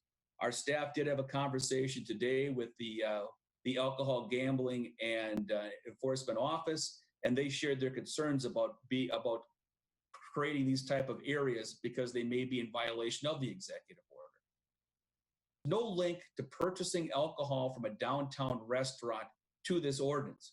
Individuals could still bring their liquor in from the outside. Establishment of a link to require people to buy their beverages, their alcoholic beverages within the downtown area. We have concerns of the legality of that, and we have some concerns that it would be nearly impossible to enforce. State law limits the consumption of on-sale alcohol off-site. The current allowance expires with the emergency order. Once that expires, you may have a situation, or you would have a situation in which, unfortunately, you'd have people that could bring liquor in, but they couldn't buy it from the downtown restaurants. Practical way to assign legal liability under this circumstance. In other situations in which we've had the streets closed off for a beer garden or for a street dance, we've had a defined area and we've had defined servers. What we're having in this situation would be a number of alcohol licenses in which one would purchase one from one business, could move freely throughout the downtown, and the liability if something happens would be all over the place. There's no way to effectively assign it. The city could be liable. There could be individual bars that could be liable on that one. We have concerns on that. Also, the enforcement of open containers in adjacent neighborhoods is a concern with the public intoxication, litter, broken glass, things that may come out of the downtown area and into the residential neighborhoods nearby. So on that aspect of it, we are not recommending approval. From the other question they had, other request, downtown curbside area to go. This one, I needed a little more explanation on it. My first thought on this one was completely different than what the request was. What this is essentially an area in which people could consume to-go orders. It's not a situation in which parking spaces are designated for pickup to go someplace else. This is a situation where people could take a to-go order and consume it someplace in the downtown area. What they're asking for our help is to work with them to establish and promote these areas. Again, it would not involve a loss of parking. We need some more information on this one to offer a recommendation. We need to know locations of the designated areas, the responsibilities, enforcement, and how consumption of liquor would fall into that. So, I mean, this is something I think that we could work with folks on that one to figure out how this would all work, but just more questions than answers at this point. The request that they have is the waiver of on-sale liquor fees for 2020. Just as a reminder, the council was asked to waive license fees on April 30th. They opted not to do so. What they did take action on in that time was to prorate fees through June 30th. So those were waived at that point. Collection of the fees were delayed until July 15th. Included a number of licenses: liquor, tobacco, massage, and pawn. Estimate the cost of reducing all on-site liquor fees would be about $86,000. The DBA did bring forward a number that this fee would be about $4,400 for individual sales on on-site liquor licenses. And we would recommend that any action that would be taken by the city council include all on-site licenses citywide. Another request that they had was the expansion of the restaurant patio areas on the weekends. What the request involves is the closure of 2nd Street from Highway 61 to Sibley, so that first block east of Highway 61, and Sibley Street going from 2nd Street to the Legion, so another block in that direction. It would be closed from Friday to Sunday on every weekend from now until November 1st. We are not recommending of this approval. Sidewalk cafes have yet to operate at this point. We're hopeful that the flexibility granted within the sidewalk cafes will provide additional space for those to operate and for those to operate and serve the customers that they have within their areas. Service would not be allowed outside sidewalk cafe areas themselves unless we were to change the code, which we're not suggesting be done. Predict the governor's order again with this festival atmosphere, as I discussed earlier. There's a lack of details on how the space would be used. Traffic detoured through residential areas is a concern to us. We could do this from time to time through festivals that have occurred throughout the year, but to have this every weekend, that's a more of an impact than we usually have. Emergency access through this area would be unclear and would also involve additional hours to make the switch every week. So something that we need to be cognizant of from a staffing standpoint. So that is our recommendation on the expansion. The question we had was the removal of flower planters on bump outs. This one I think has changed with potentially some existing funding that comes in there. I will note that we've got about 35 planters in the downtown area, estimate about 1 to 2 days to remove them by city crews utilizing light equipment. So whatever decision is made on that. Request on temporary no smoking, no vaping. They want to post areas closed for traffic and expanded sidewalk cafe areas to do that. They are free to post the private signs on expanded sidewalk cafe areas. So that is the request that we have before us tonight. We've had about 9 comments that we have received, and I believe all of these have been forwarded to the city council. They're in, I think all of them are in support of the closure on 2nd Street. Many of these are retailers, office dwellers within the downtown area themselves that do support the closure and provide various reasons for doing so. So I did want to bring that to your attention here. Back to what we do with all this tonight. We do have this request before us by the Downtown Business Association. Again, the council may look to take action on individual aspects of that. They may choose not to take action on it and just not do anything with individual aspects, or they may seek to hold a special meeting or some type of workshop. to gather more information. So I can stand for any questions that you may have here. I do note that at the attendance, there are a number of individuals from the Downtown Business Association and business operators from the downtown that are on the Zoom call as well. Thank you. John?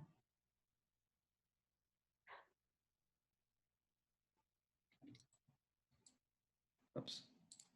There we go. Thank you. Okay, council, I'd like to proceed. Councilmember Balsanic. Your Honor, I would make a motion to approve the staff's recommendation.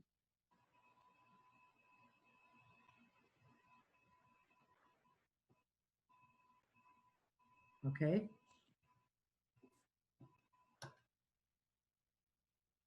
Member Brox. Member Bostonic and Mayor, is that specific to all the items in the list, or are we going to talk about them? Are you referring to one individual one? I'm referring to all of them, Council Member. Councilmember Lund. Was there recommendations for every single item? I don't believe so.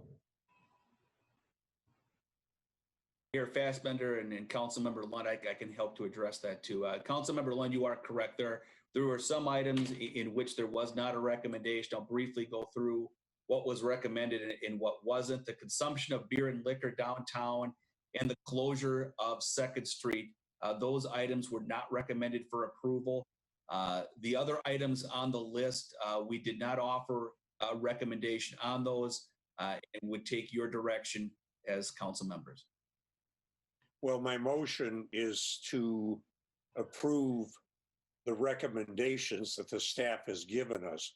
We could take care of that and then go back to the other items individually.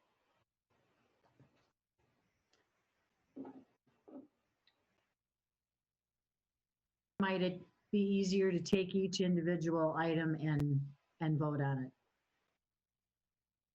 Go ahead, ask maybe for your help on that, just because it could be a bit confusing. I guess I would attempt to clarify in the staff memo. It seems that there are recommendations for number 1 and number 4, and I think that's what, based on John's clarification and Councilmember Balsanic's motion, would be to effectively deny the request in those two. I would encourage you, Mayor, to call for a second on that motion to see if there is a second or not. If there's not, then different action could be taken, but I think you need to deal with that motion. Okay, do I have a second for the motion, Joe? Second, Your Councilmember Honor. Vaughn is a second. Council discussion? Councilmember Lund. Thank you, Your Honor. We discussed this, I would say, somewhat at length during the task force meeting last week. I do want to recognize staff for gathering as much information as possible from that point to today, because that is a lot of research to put together in a short period of time on top of your other day-to-day. So the collective thought at that time was that this is a lot to unpack, and it still is a lot to unpack. There's still questions there. I'm concerned that we are now have a motion and a second without talking through some what ifs and having some additional information. I think there's a solution in here, and perhaps it's not exactly as requested, but I think there's some opportunity here, and I'm concerned that we'd be missing out on that opportunity. The hope was that,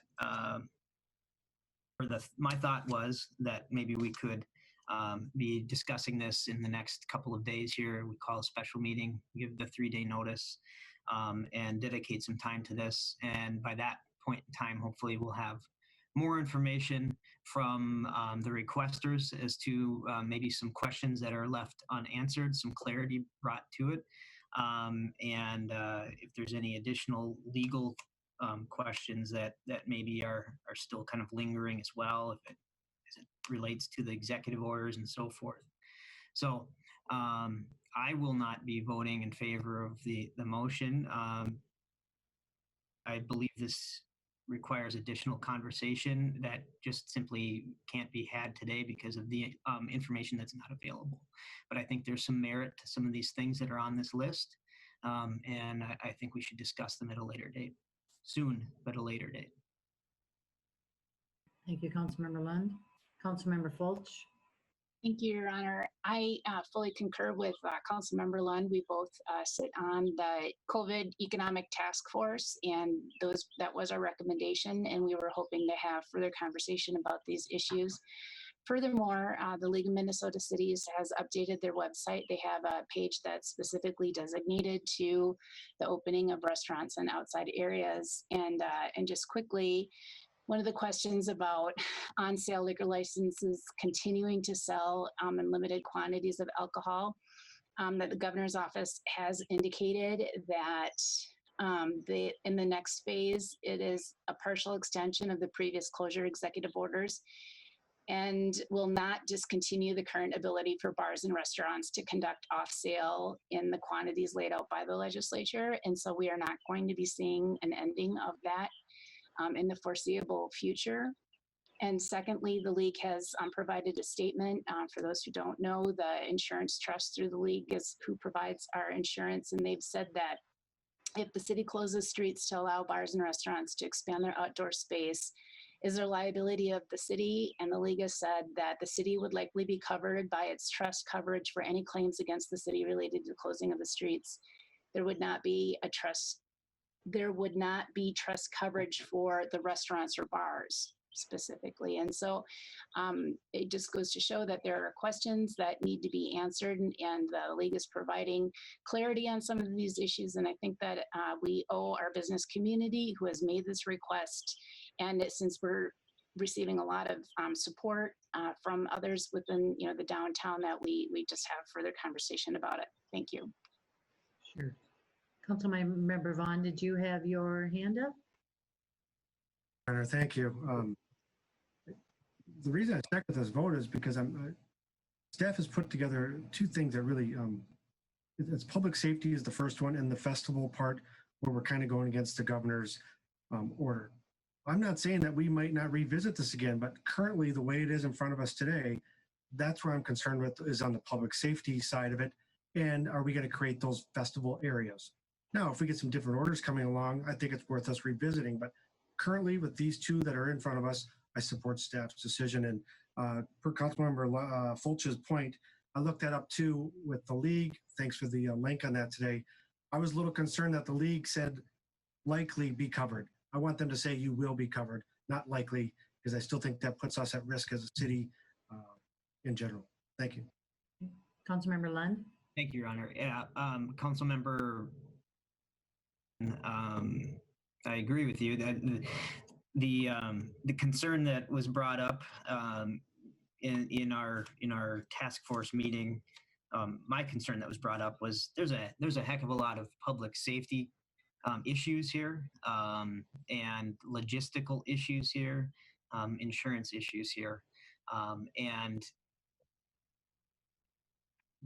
I think there's some solutions within that, but as presented, I think it's significant risks there. But I think it warrants a further conversation with more time to talk about it. So whether we deny it today and then talk about it later, or just talk about it later and maybe in a new form, later on this week. I don't know if really there's a difference between those two, but I think that this needs to be talked about further. Okay.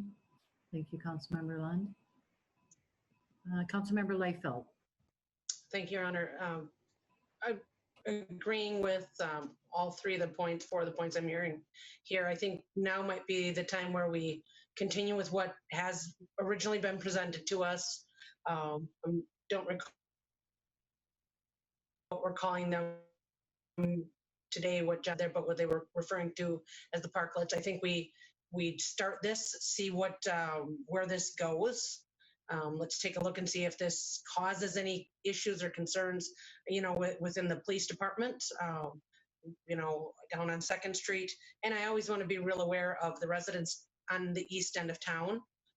There are many different things that prevent them from getting over to their end of town when the water comes up.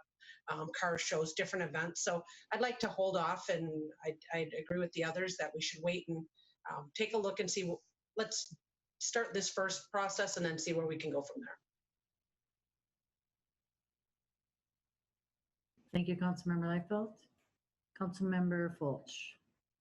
Your Honor, I just wanted to mention that I did send an email through the previous association President Harold Christensen asking for feedback from the East Side Association and also their current president, Pete Likes, for folks to reach out to me. I had only received one resident in opposition of closure of the streets because she didn't want the inconvenience of having to divert traffic to go around it.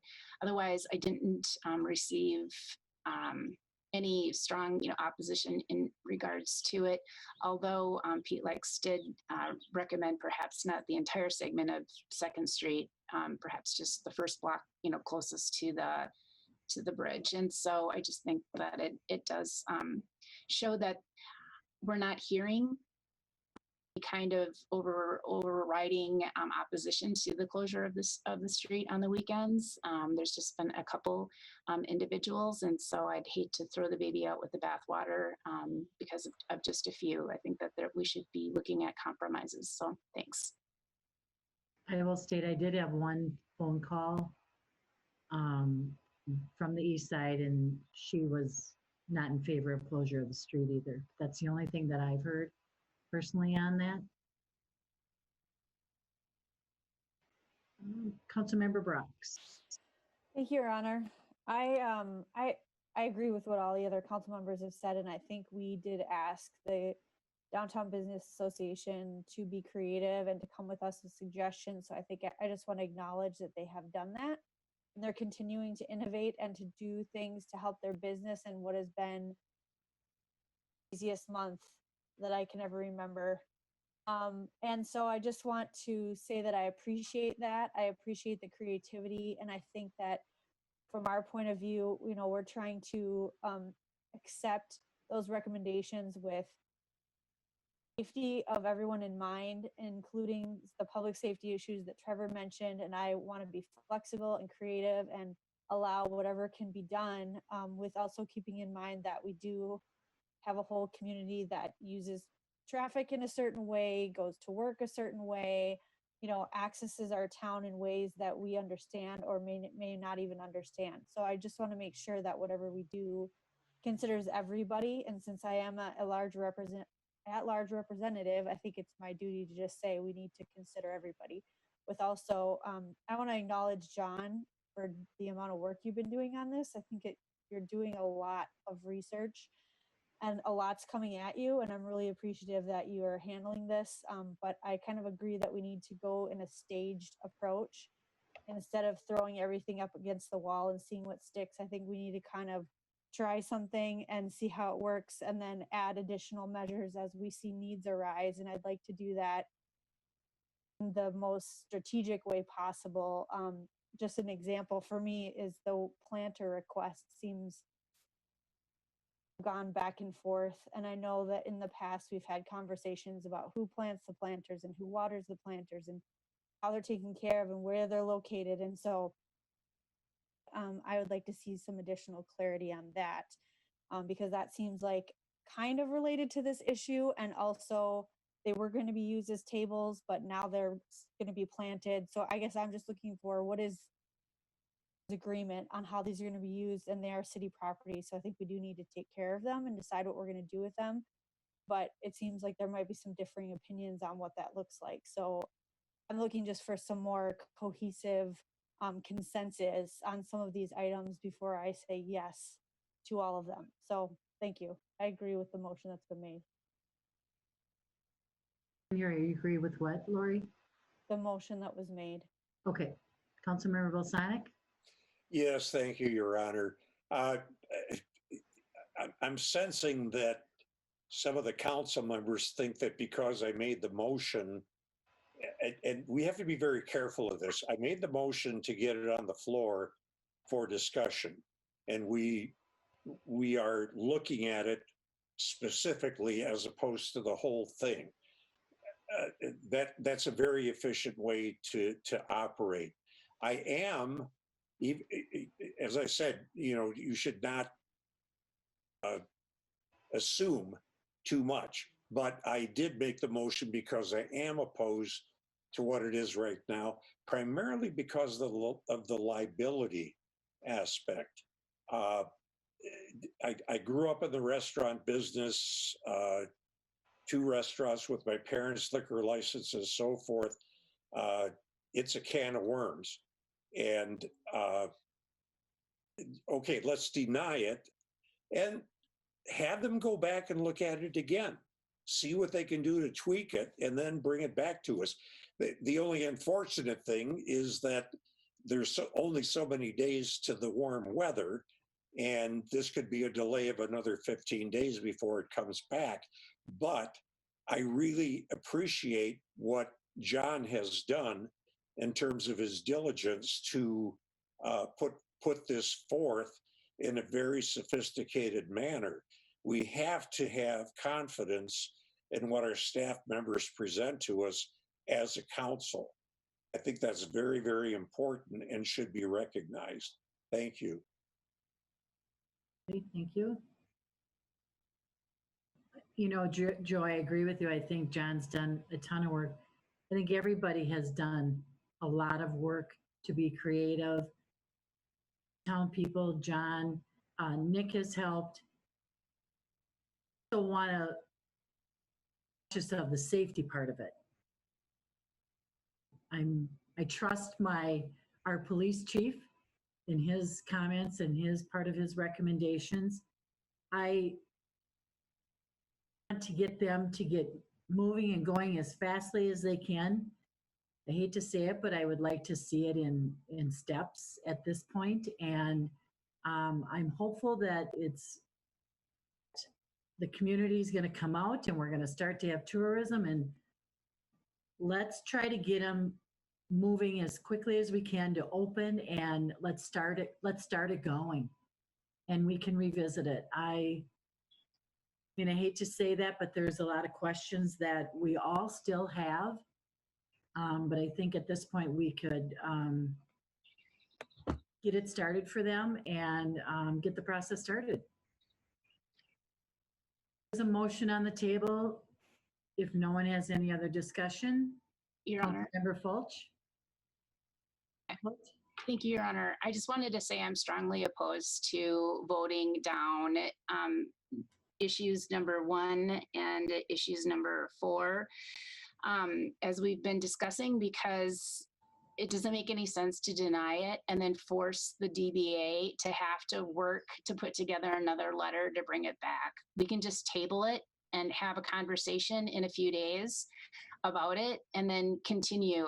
I just think that it completely sends the wrong message, as we're supposedly, as a council, supposed to be promoting creativity and wanting to be there for our business community. And so I just feel that it's a harmful vote to vote no, when I know that all of these business owners are burning the candle at both ends, trying to prepare for these outside patio areas. And I know that the paperwork has been a lot of extra work for them, and they're trying their best to get through it. And so I urge you not to vote no on those 2 issues. I think that we should have a special workshop and continue conversations, so that instead of being a no council, we're like, okay, we're trying to work with you, council. So thanks.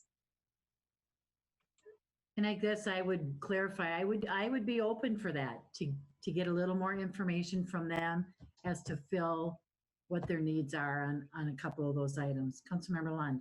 Thank you, Your Honor. And to clarify where my head's at, if somebody would have made a motion to accept it across the board. I also probably would not support that motion. And so I want to what Councilmember Fulch has brought up. There's like I said before, I'll repeat myself, there's a lot to unpack here, and there's information that we don't have quite yet to make a full, confident decision. And so, does the end result look 100% like as presented? I very much doubt that, but I think there is a solution in here, and it just requires us to have a little bit more information and to dedicate that time to discuss it once we have all that information. You know, the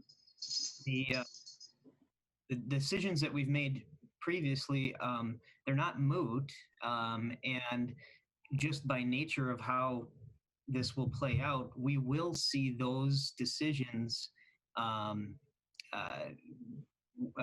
in operation before anything that we decide further is able to happen too. So there's your step process just by nature. You know, when we did make some of these earlier decisions, we didn't fully know what the executive orders were going to be, you know, and so having that extra space was seen as a way to offset lost inside space, but now there is no inside space, right? So we need to think about that too. Do I want to see people roaming the streets with coolers full of beer? I do not. You know, so is there something that can still accommodate what they're actually looking for, which is to support their business and those businesses downtown? None of these business people want reckless Mardi Gras behavior going on down there either. So let's have the conversation. That's why I don't think we should vote on this at all. I think we should be looking at this holistically in a workshop. So we can do whatever we want, but I'm going to make a motion after this that indicates as such. So. Councilmember Vaughn. I'm just going to comment. The reason we're voting, I think there's people on the Zoom tonight listening, and I think from the downtown, and it's not a no, it's just a no tonight, but let's continue the conversation and phase this in. I think some of my colleagues here are taking it too strong as a no. We're not saying that. We're voting tonight no, but let's try to way to phase this in. We're just getting started with this parklets. Tomorrow we're going to get things open, and I don't think staff's just going to drop it off and say we're done working on it. It's time to keep working. But in the meantime, I got to respect staff's time, and I got to respect the public safety of this and the things I'm getting in front of us. I'm concerned about the public safety side of it. Thank you. Thank you. Councilmember Leifeld. So just to clarify, Your Honor, or City Attorney Dan Flegel, so if what's on the floor right now is say no to these 6 items, agree with the no. No. And what council member, is that correct? If you want me to, Mayor, It's to support. Please. The motion before you is to deny the DBA's request to allow the closure of 2nd Street as a open container area for the balance of the summer, and their request at number 4, which would be to close portions of 2nd Street for the weekend periods of time. So those are the only 2 request items that are the subject of this motion. 1 and 4. Okay, and then as Councilmember Vaughn had indicated, this is something that voting no tonight by any means not indicate that we will be looking at this in the coming weeks as we take a look at what's happening with the space additions. Is that correct? We could bring this forward at any time? Mayor, if you wish, I would consider that an ongoing request of the DBA. So at any subsequent city council meeting where it's on the agenda, it could be taken up again. Is it required of us to, even as council members, the rest of them indicated, is it even necessary for us to vote on this? Or is it something that we do Council Member Vaughn's approach of get more data and kind of watch and see what happens. Mayor, the motion needs to be dealt with today either by a vote on the substance of the motion, yes or no, or with a motion to postpone indefinitely or lay it on the table, table it, in which case it could be taken from the table at any subsequent meeting. Okay, thank you. Councilmember Brox. Of stating what everybody has already stated, and maybe I'm just saying this for myself, but it seems like we're arguing semantics, because if we support the denial of the 2 recommendations as staff has said it, that doesn't close it down from future discussion. All we're saying is right now, today, proving these because there's not enough information. But however, and always come back, and there may be new recommendations, there may be modifications of the recommendations as John has on this list, or there may be new ones that we're doing by supporting Councilmember Balsanic's motion will preclude anyone from helping downtown businesses in the future. So I just want to be clear that support and vote yes on the motion and still come back and discuss all these topics later, which I think is what everybody's saying. I think we're just talking about 2 different processes to get there. So we vote. Councilmember Fulch. Yeah, I'm sorry. I guess I just don't get it. Why would we vote no and then we would have to take it up again in 2 weeks? Whereas we could just table it and have a special meeting to discuss these issues in the next week and be more timely about it. And so, I guess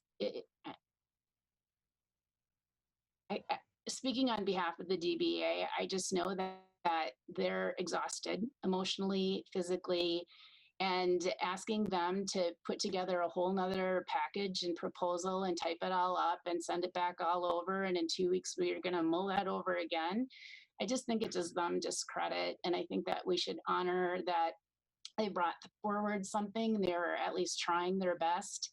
And that, and I think it just makes sense to table it and pick it back up and be more thoughtful about it, and just saying no, like, okay, try again. So anyhow, that's my 2 cents. Thanks. Your Honor. Councilmember Balsanic. Just point of procedure. If we table it, then the very same language and recommendation is what will come back again at a future date. I'd rather see us vote in favor of the recommendations of the staff. Perhaps somebody would want to make an amendment to the motion that has a caveat that says, DBA, go back and tweak this and bring it back. That's really I think we're all trying to get there with that.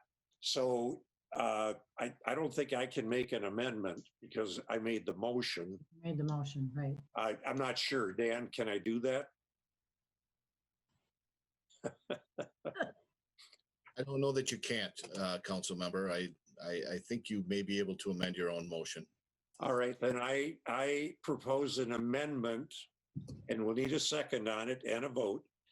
An amendment that says that even though we are voting for the staff recommendation, we are asking the DBA and any other businesses to go back and look at this again and provide something that is more definitive or acceptable to the council.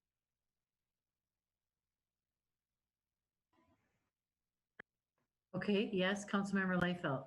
Thank you, Your Honor. To Councilmember Fulch's position of excuse me, there's a motion on the floor. We need a second before any discussion. Sure. What if it doesn't get seconded? Let's find out if it's going to get seconded. I suggest you call for a second and see if there's a second to the motion. Call for a second to Councilmember Balsanic's motion that's on the table. And I withdraw the amendment. Oh, Councilmember Vaughn. Second it. Okay, then it's, Councilmember Vaughn will second it. all right. Discussion. I also have someone from the audience that would like to speak, and I would allow her to do that. A clarification, Your Honor. Again, Dan, is there discussion on tabling? Or is it just a vote? There is no motion before the council to table. You are correct that a motion to table is a non-debatable motion. So if it's made, there should be no discussion and it should go directly to the vote. But I don't believe that there is a motion to table before the body. All right. Liefeld? Thank you. To Councilmember Fulch's, she made a statement a few moments ago regarding the time that's required of the DBA to come forward with this. So I'm being reminded that, remember these patios, the seating is only going to happen when it's nice out. So that's going to immediately cause a decrease. This isn't happening 7 days a week. So they're going to be working very hard to run this. I'm really concerned based on what I'm hearing from businesses, specifically just now, that this is very time consuming and costly for them to keep coming forward. And if we were to table it ourselves, that would probably, it would absolutely save the DBA much time, effort, and money from, I guess, what would be considered spinning their wheels to bring back to us the same thing and going back to that. Let's wait and see what happens. Let's hold off on this. Let's table this. I'm just giving you my opinion because I will be voting against this particular position just due to the fact that I feel that this should be tabled for us to look at a later time as is. Thank you, Your Honor. Well, point of order, Your Honor. We have an amendment and a second, and that's what we're discussing right now, not the main motion. Discussing your amendment, I'm telling you my position on both your original and your amendment. That's all I'm saying, Council Member. Thank you. All right, but just a point of clarification, Your Honor, Councilmember Liefeld is referring to tabling. We have no motion or second to table. A motion and a second for amendment to the main motion. To answer that, I understand that, Council Member. What I am saying is I will not support the amendment that you've put forward because I would support it tabling completely. So yes, I do understand what you brought forward. I will be voting no to your amendment is what I'm referring to. So thank you for the clarification. I'm going to bring in one of the downtown gals.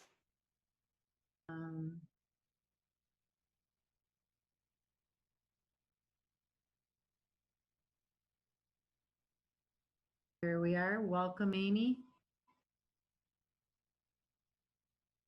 I don't know how Sophia got up there, but I was going to say you've changed. I know. Do you like that? I'm supporting my graduate. So I'm just here to speak on behalf of the DBA.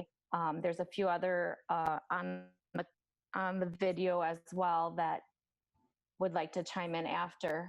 So what we came to you with the partial street closure was done immediately after Governor Walz issued his ruling for the restaurants. So for a restaurant downtown to be able to have the capacity of 50 people patio, they can't do that. So the street closure came for that reason. You know, it's not going to be a festival. It's for these businesses, these restaurants, to be able to fill up to 50 people so they can stay in business. I mean, the DBA right now, as we sit, we're extremely frustrated. I don't know, I'm not even a restaurant owner, and I've been helping out just because they're trying to keep their businesses alive. So I don't know if we will come back to you with anything. That's why we chose to have the planters removed, because we don't, as small businesses, have time to come back and forth with recommendations to the city. We're just asking for some help. So if there's something that you can give to us that, you know, we can say, it's not going to be a booze fest. We're trying to socially distance and get these bars and restaurants to even have 50 people capacity, which they cannot have on their patios, which we came to 2 weeks ago. This was before the governor came back and said outside dining only. So then you add in the weather, the heat, all of these things. These restaurants are not going to survive. Been down there working retail since the governor, our foot traffic down there is non-existent during the week. We need to do whatever we can to get people to feel safe and comfortable to come downtown. Our feeling on the closure was just giving the people the extra space, even if they went in and took takeout. A table, but could bring a chair and sit down in the middle of the street to enjoy their dinner. We're trying to become creative as we can. And we don't, when these customers come down, we don't want to lose them. Retail doesn't want to lose them. The restaurants don't want to lose them. So we kind of thought coming together and doing this closure would give us the ability to keep our customers down there.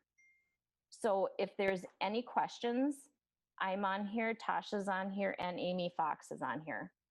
And us can answer any questions, any amendments, whatever you want to do. But we're done. If you don't approve it. Thank you. Thank you, Amy.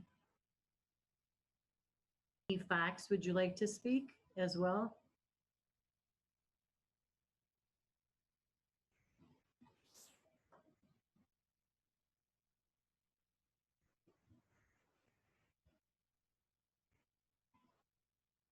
Amy Fox, there she is. Welcome, Amy.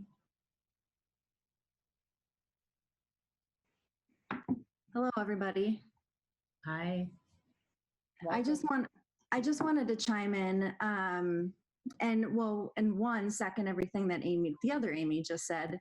But to give you some context, we all really truly appreciate all the hard work and research and time that went into preparing this proposal and preparing all of the expanded sidewalk cafes and all of that, because it really truly is a big help to all of us businesses, especially the downtown businesses. But like I said, to give you some context, with our expanded patio, we at a very maximum capacity are at 26 chairs. So that's about a quarter capacity of our tap room, Spiral Brewery tap room. So that is only when it's a beautifully perfect day and we can get reservations to cover every single chair for every single time slot.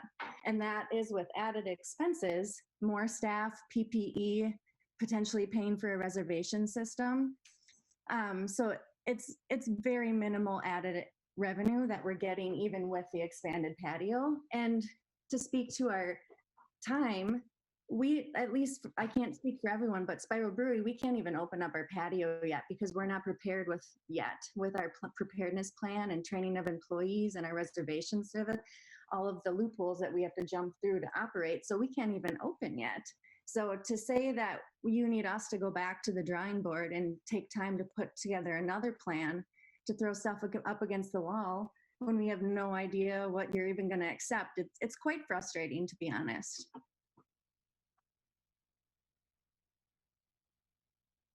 Really had to add. Okay, thank you, Amy. Okay, Councilmember Brox. So I just want to clarify, Mayor, that One of the reasons I don't care for this motion is that in my view, my intent is not for us to push this back to the DBA. My intent was to go along with what Councilmember Lund and Councilmember Liefeld were talking about earlier, which is the council itself would discuss these recommendations and that we would give our staff more time to do more research and get some alternate proposals together if that's what we were going to do. But I think the point of giving us more time was not to push it back. At least it wasn't mine. Buddy that's downtown. The purpose in that for me would be for us to do that work, not to push it off on anybody else. So I just want to clarify that was my intent. That's what I was speaking to. Maybe I didn't say that very well the first time, so I apologize, but that was my intention. Okay, correct. Thank you, Councilmember Brox. Councilmember Lund? Thank you, Your Honor. I have to admit, I don't know exactly the procedurally correct way to go about this. So I look at council for some advice. I think if tabling it gets us to a special meeting that we can pick it up on, that's what we need to do. I'll have prepare and make good decisions. Is that impossible to do now that we have a motion and a second? Are we able to then, after the vote on this recommendation, that this goes to special meeting? Or can I or somebody else make a motion on top of the motion or an amendment on top of the amendment to table it? Dan, could you help, please? Mayor and council, anyone at this point in time can make a motion to table. It would table the motion with the amendment pending, so that when it is taken from the table at a subsequent meeting, that will be the status that you'll be at, but you could vote down the amendment or deal with it the same way as you could tonight. So if there is a motion to table, it needs to be a second, and that's a non-debatable motion, and Mayor, you should call for a roll call. Member Lund? I'd like to make a motion to table. I would like to second that, Your Honor. Okay, and Councilmember Liefeld, second. Can I still have council discussion or no Oh, reason? you should go right to a roll call. Okay, Clerk Flatten, could you please call the roll? Councilmember Vaughn, No. Councilmember Fulch, Yes. Councilmember Balsanic, No. Councilmember Liefeld, Yes. Councilmember Lund, Yes. Councilmember Brox, Yes. Fassbender, Yes. 5-2 to table. Okay.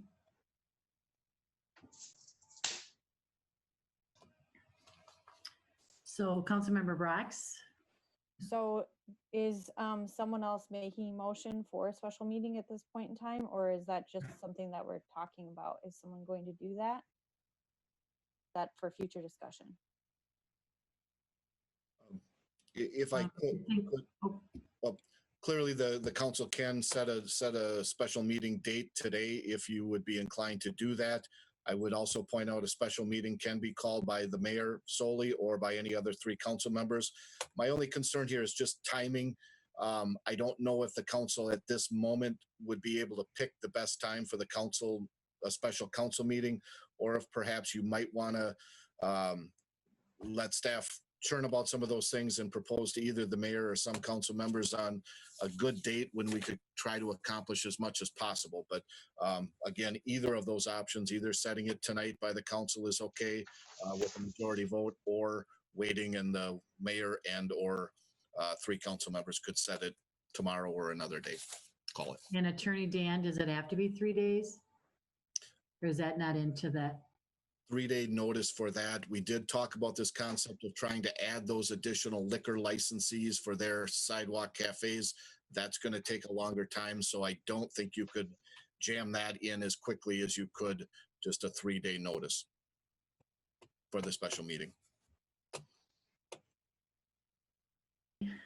Councilmember Liefeld?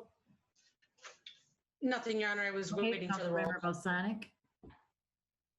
I'm sorry, Your Honor. Okay, I'm just looking at unmuted. Yep, I'll mute.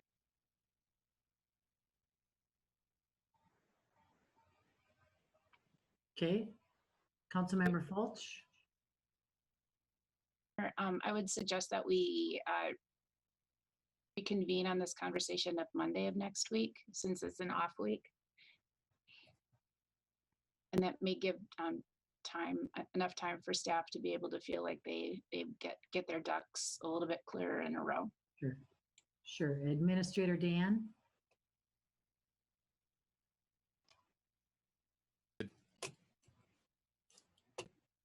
You're good. Good.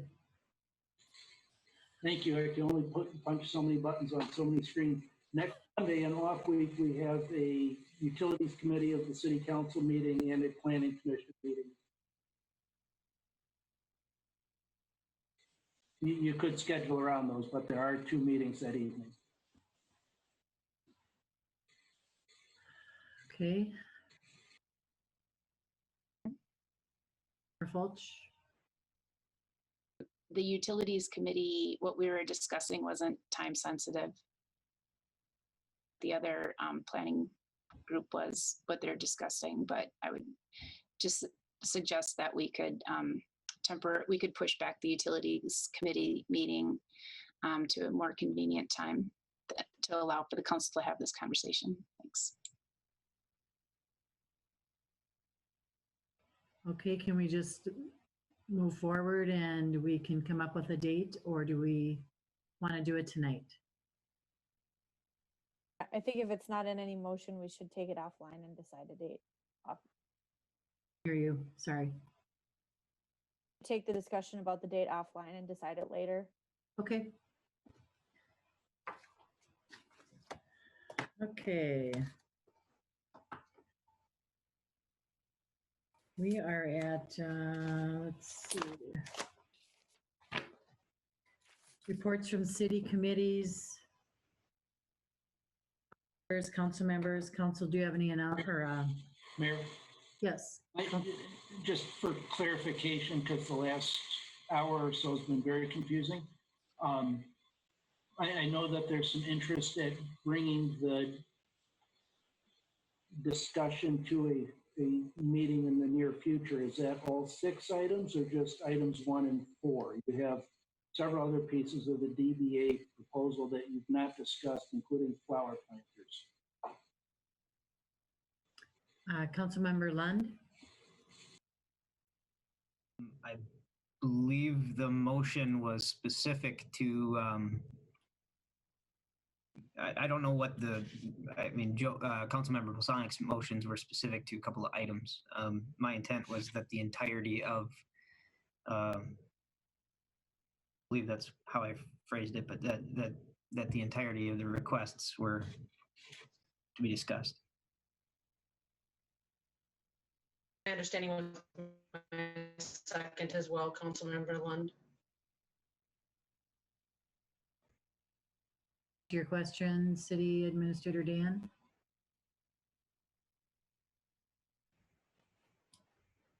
I don't know that it answers my question, but if the council moves on, obviously the other items aren't being discussed.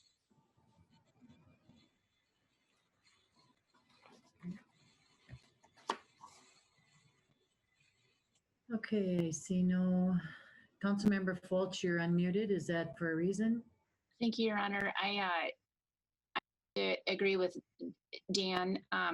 Just for clarification, and when Councilmember Lund had made his motion, I had interpreted it that he was tabling the motions that were on the floor, so that there wasn't a vote on those particular 2 issues. And so I had, I just don't want like for us to officially lose all of the other 4 issues that were up for discussion, which we hadn't even touched.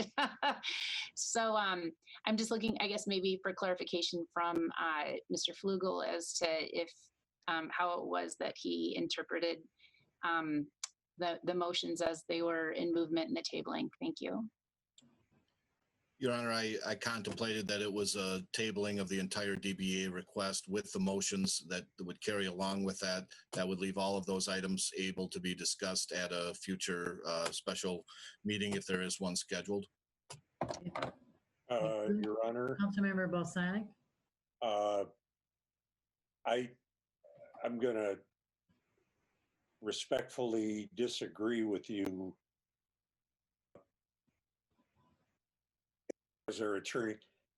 We had a motion on the floor with an amendment. There was a motion to table. My understanding is what we tabled was the motion with the amendment, not the other items. I was assuming we would still be talking about the other items tonight. Correct me if I'm wrong, but that's the way I was reading it. When you have a motion on the floor and there's a motion to table, well, what you're tabling is the motion on the floor, not everything else. Your Honor. Can hardly wait for an answer from Dan. Well, I'm waiting for an answer from Dan. I'm about to step over the answer. I'd like to make a motion to table all 6 items as presented to us by the city. Obviously, number 5, we've got more information and we need to now look into that. So I don't know that we'd be in a position to even vote on that right now, as we have heard from Susie. So we do need to find out more information. So I would make a request or a motion to table all 6 items at this time.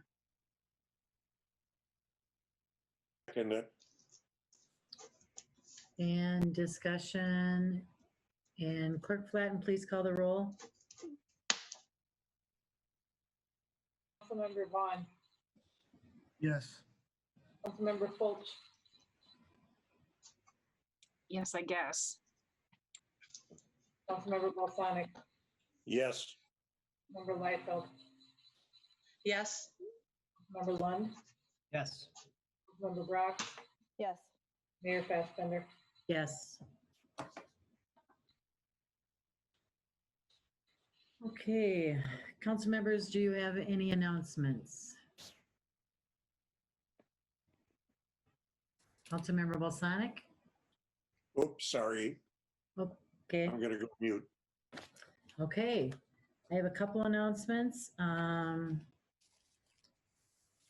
Let's see, filing for Ward City Council seats ends tomorrow at 5 p.m., Tuesday, June 2nd. Thursday, June 4th, 5 o'clock, Operations Committee of City Council will meet. Monday, June 8th at 6 p.m. is a Utilities Committee of City Council. 7 p.m. is Planning Commission. Thursday, June 11th, there is a HEDRA meeting at 6 p.m. Monday, June 15th, Finance Committee of City Council at 6 p.m. And there is a City Council meeting at 7 p.m. I would like to make like to congratulate the class of 2020 who will soon be graduating, and they have been through a really tough year for those kids, and it will be a memorable year for them, as it will be memorable for all of us. But I just wanted to, at this time, congratulate them, and we look forward to seeing where they're going to end up down the road in their future. And that is all I have. I take a motion to accept, to adjourn. So moved. Councilmember Fulch, Councilmember Liefeld. Clerk Flatten, take the roll. Councilmember Vaughn, Yes. Councilmember Fulch, Yes. Member Balsanic, Yes. Dove, Yes. Member Lund, Yes. Yes. Mayor Fassbender. Yes. Thank you all.